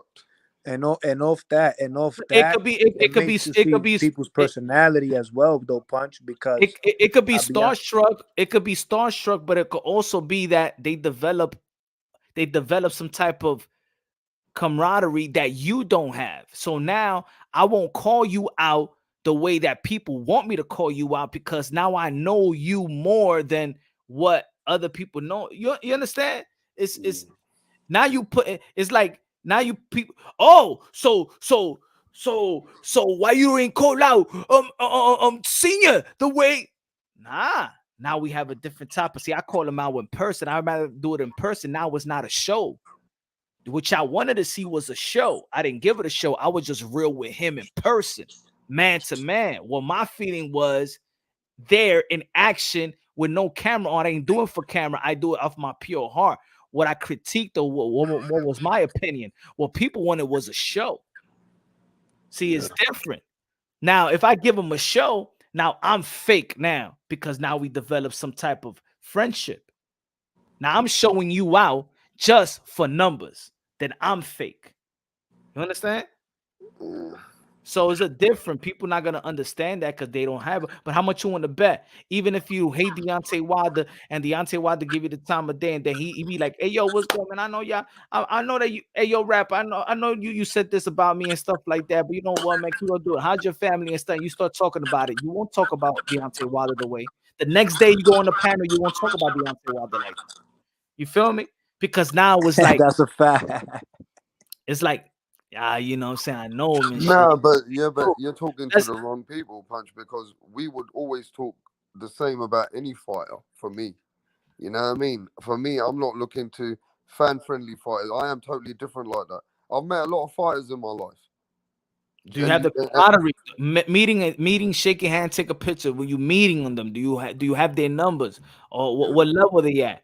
You know what I'm saying? You won't go out there and disrespect. All right, you know Mauricio Suleiman, mm, right? mm. Or now you're gonna go on live and torch Mauricio Suleiman? What for? Why would I? Exactly. No, That's what but I. why would I even torch the WBO or the WBA or the IBF? They're all big sanctioning bodies. It's their businesses. If I do disagree, I might talk about it, but I'm not going to torch nobody. But it's different. I'm just saying it's different. It's You different know now. what I'm saying? It's different when you have a line because now they could talk. They could call you and be like, "Yo, what was all that about, man? If you wanted some information, I would have gave it to you." Like, Of uh, course, and I wouldn't just spit a narrative without, or would I split information because someone else told me? Look, let me just keep this real.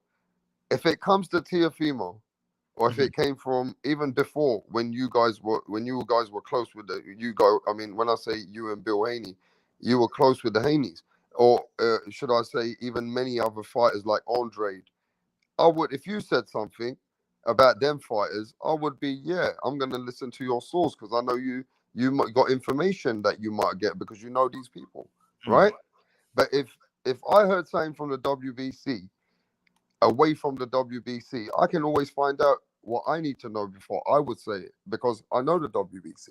So if I said it, I would expect you to believe what I'm saying now because you Exactly. know Yeah. that I know them, right? So it's the same thing. I'm not going to take a third party's information and not check it myself. And then you understand that, but then you understand personalities. See, you could go at it with Senior, but you know, and now you know in experience that Senior don't take it personal. You feel me? So you could maybe say that to him, but then there's other people that you may they you if you know personally be like, all right, man, I want to say this shit to them, but I'm cool. Yeah, I don't want to say that shit. I would like I'm to. just saying though, as a You boxing, know, that's the way it yeah, is. but as a boxing fan, just like you, I'm not as maybe passionate as you because you really work hard for it. I'm a very passionate man in the sport of boxing. Most of the subscribers now are passionate.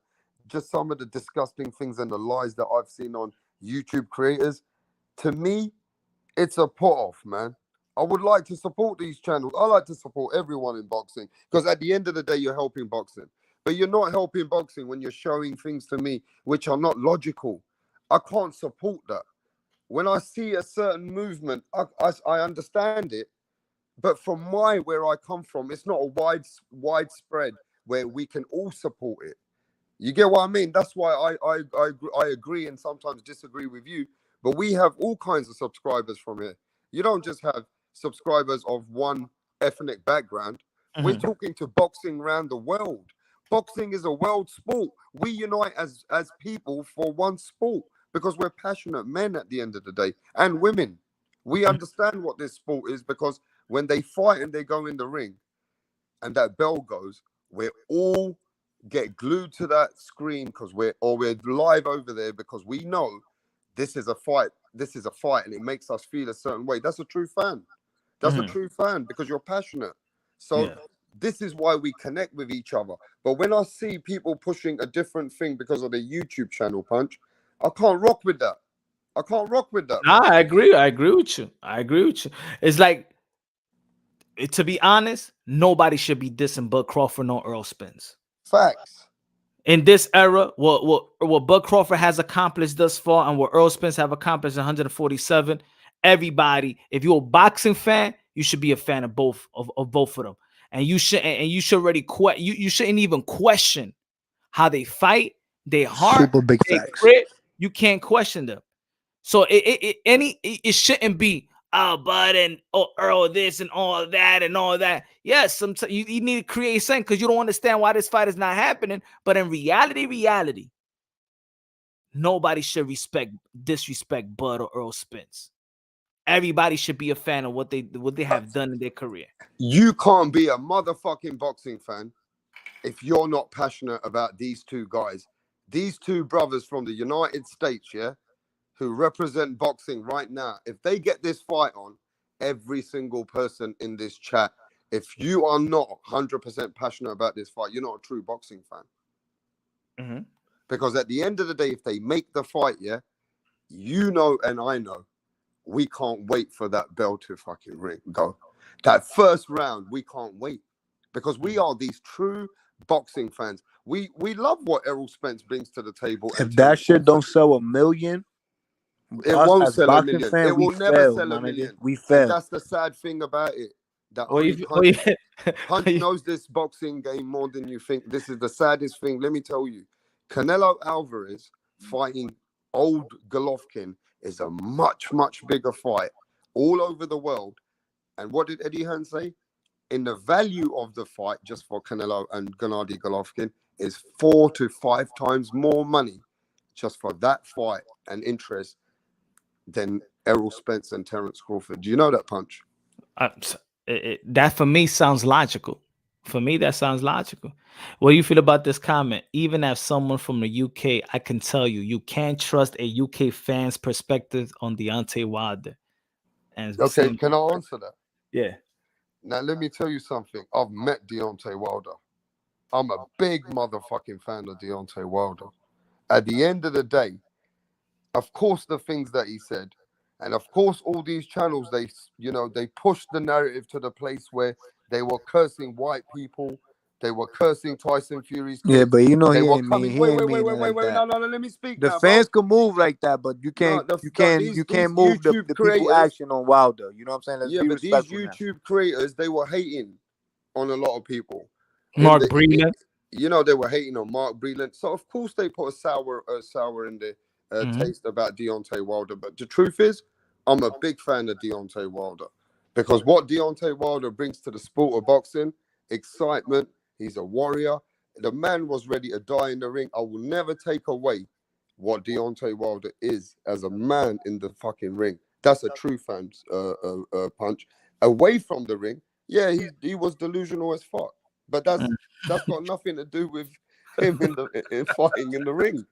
All his fans are delusional grown motherfucking men who have got problems. Now they got mental illness because of this Deontay Wilder thing, bro. Shit, they try to trademark my fucking name because of you.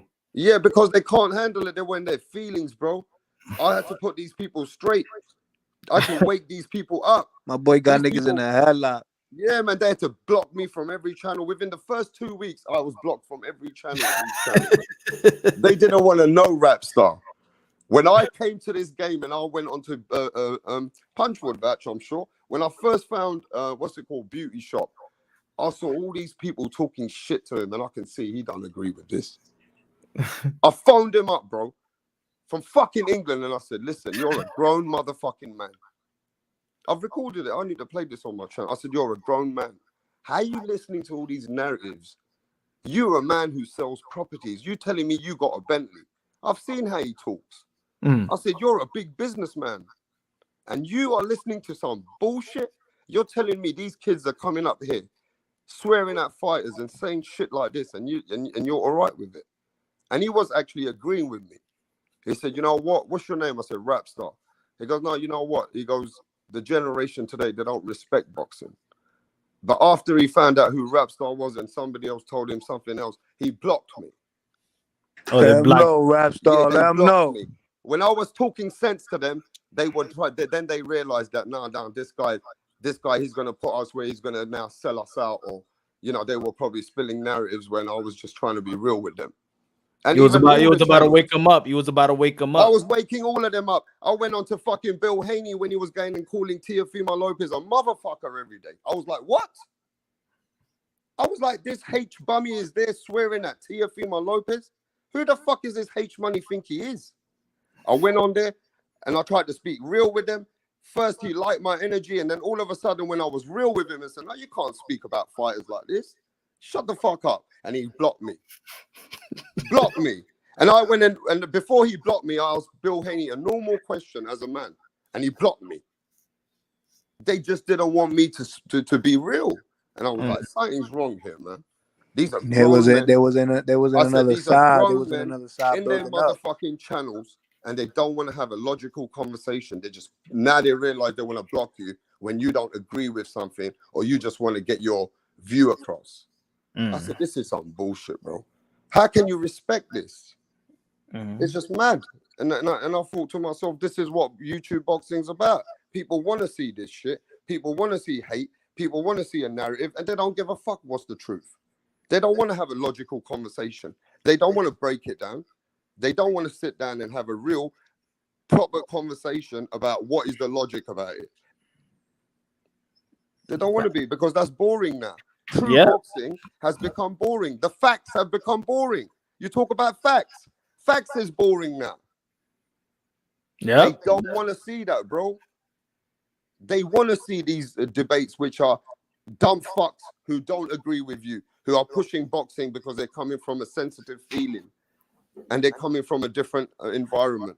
He don't want to support anyone else. He replied to you, I can tell you only gave him flowers after the third fight, just like everyone did. You don't really like Deontay Wilder. It's just now popular to praise Wilder.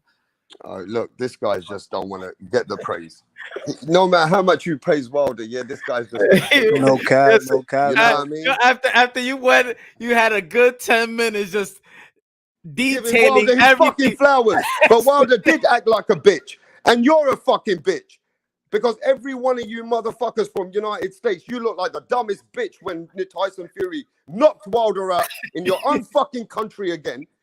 You made him Nah, come to America. He that's a came back fact. to America, bro, and he That's a knocked fact. him But out. listen, And what fucking listen. glove gate was it then? And what did you motherfuckers say to us in England? You said that you're gonna come to the fight, you LDB ABC That was bitches. them No, evilish, them listen what they evilish said fans, to me, bro. Rapstar. You heard Rapstar? Hey, listen, these bitches Wilder were got saying good for fans. You years. heard? They said when they come to the fight, there's gonna be beef. They're gonna do this to the gypsies. They're gonna do Yeah, this to there's a lot of Tyson Fury's there's a family. lot of fans that they think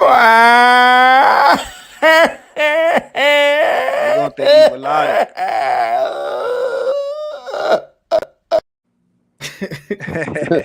Hey, listen, I'm never. Hey, listen, before I die, yeah, there's 3 things in boxing that I'm never gonna forget. He say he's from the UK. Yeah, listen to this. I'm from where your fucking dad's from. Listen to this one. There's 3 things, yeah, I'll never forget about boxing. Is when Mike Tyson bit Evander Holyfield's ear. Mhm. That was the craziest thing in my life I've ever seen. When I saw Mike Tyson bite Evander Holyfield's ear, I said to It myself, got real. It got real, bro. That's what I'm trying to tell you. hey, Punch, I said to myself, did Mike Tyson really bite Evander Holyfield's ear? Mhm. That fucking stayed with me, bro. Till today, I can't believe how Mike Tyson bit. He spit it out his mouth. My fan said, and don't get it twisted. I was back in Fury. He said, and don't get it twisted. That don't sound like UK dialect. Is he Man, from the UK, Rapstar? Nah, man, he's a fake. Read this. He's a fake. He don't want to know the truth. Okay, send the link. I want to hear this guy's voice. Send this motherfucker a link, bro. I want to see if this guy's UK people from don't England. talk like that, Punch. He got that fucked up. I want to see where he's from in England, bro. Yeah. Come on. Send him the link. The last You person don't ever get it from twisted. England, he was a Let me fake ask you a troll. question, Punch. Who you think is gonna win between Gardner and the other girl? Ah, man, that's a tough fight, bro. That's a tough fight. I'm going for Alicia Baumgartner, but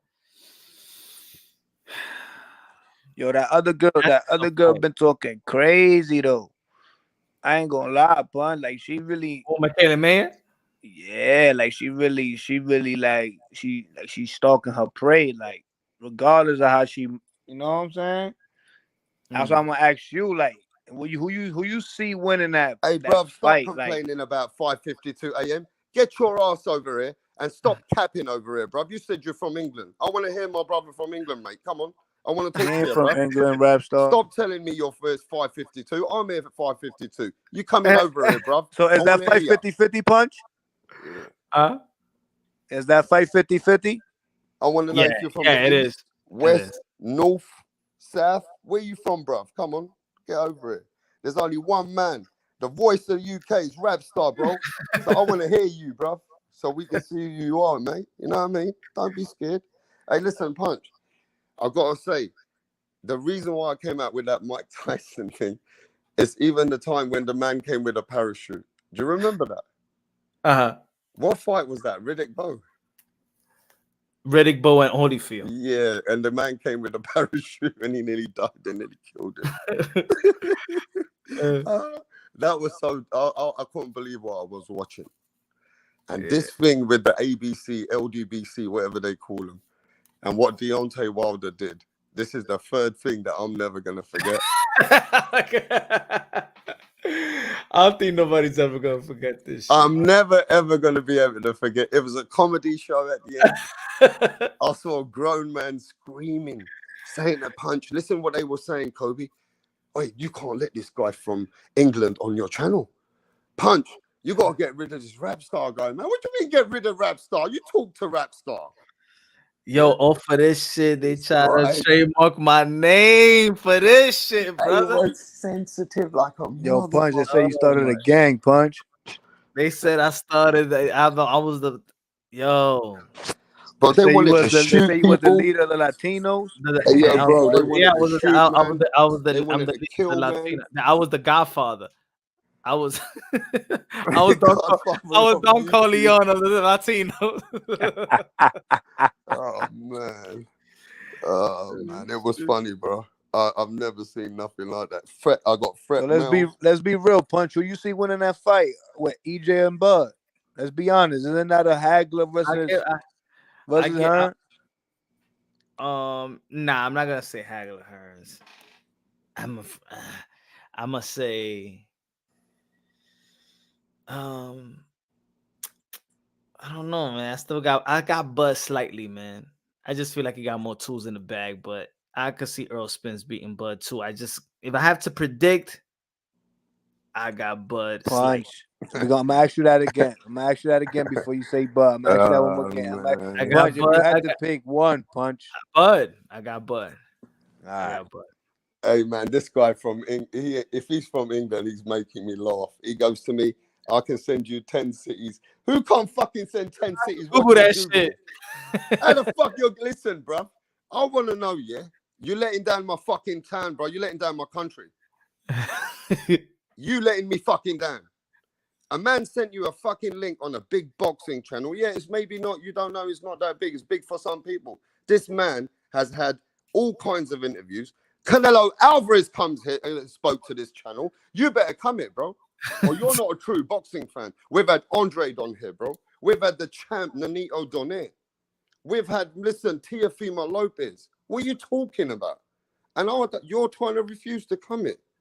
Nah, you ain't representing boxing, son. He's not representing England. Nah, man. you ain't representing, because any England fan would do anything if they're a passionate England fan to come on the channel. He's a stalker. He's one of your trolls, rap star that you had in You the know what I headline. mean? He's from America, bro, trying to fucking troll me. He Fake. said, I live in my parents' yard, G. He said, G. I ain't trying to make it. Man, come on, man. It, bro. You I ain't don't use speaking no no fucking G. UK dialect. No, stop the G word. Where the fuck you get G from? He ain't speaking no damn UK dialect. They ain't no fucking UK by blood. What's this shit, bruv?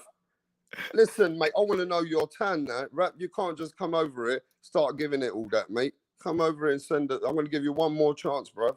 That's all I'm saying. But go on, Punch.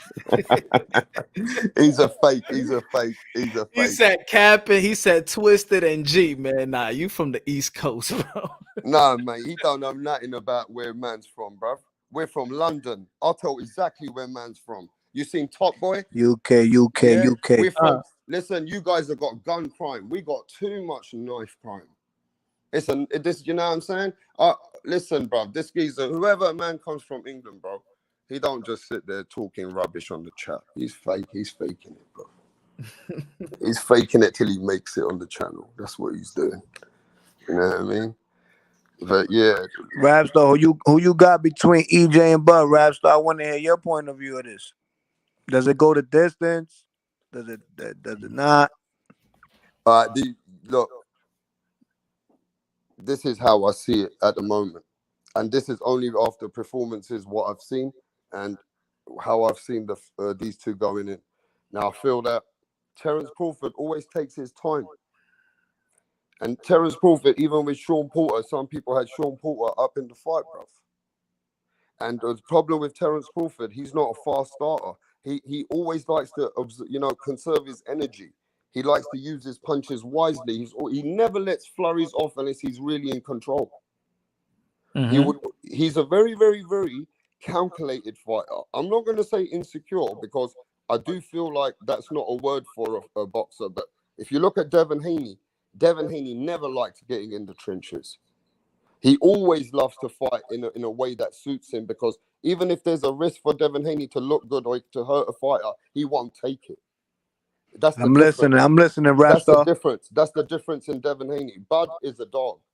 Bud will wait for his opportunity until he feels comfortable, and then he will start laying on harder punches and letting more energy off. But with Bud, he starts too slow. And I think if Terence Crawford starts slow against Errol Spence, he's going to lose.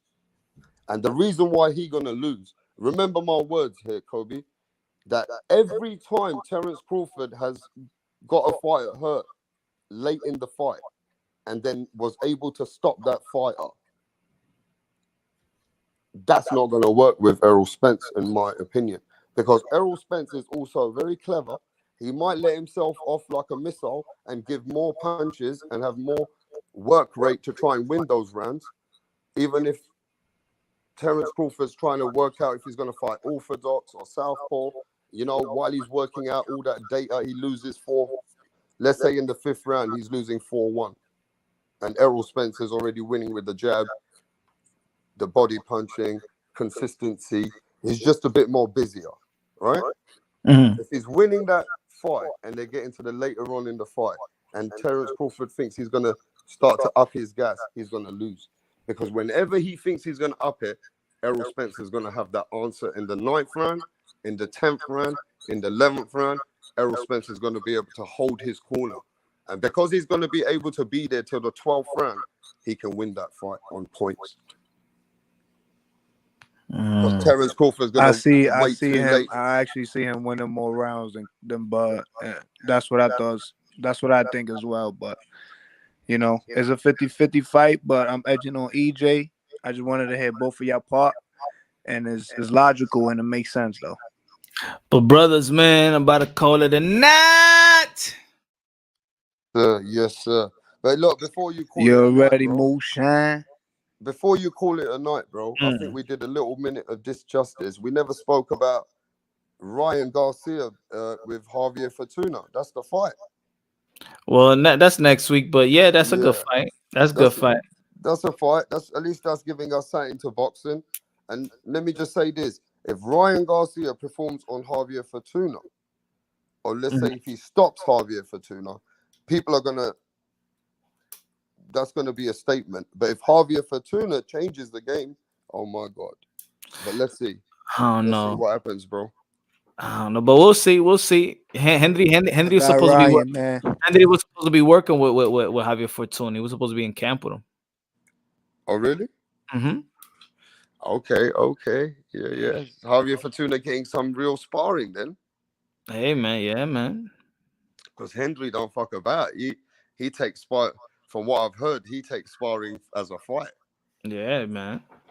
You know He's prepared Sean Porter. He's prepared T.O. He's been preparing.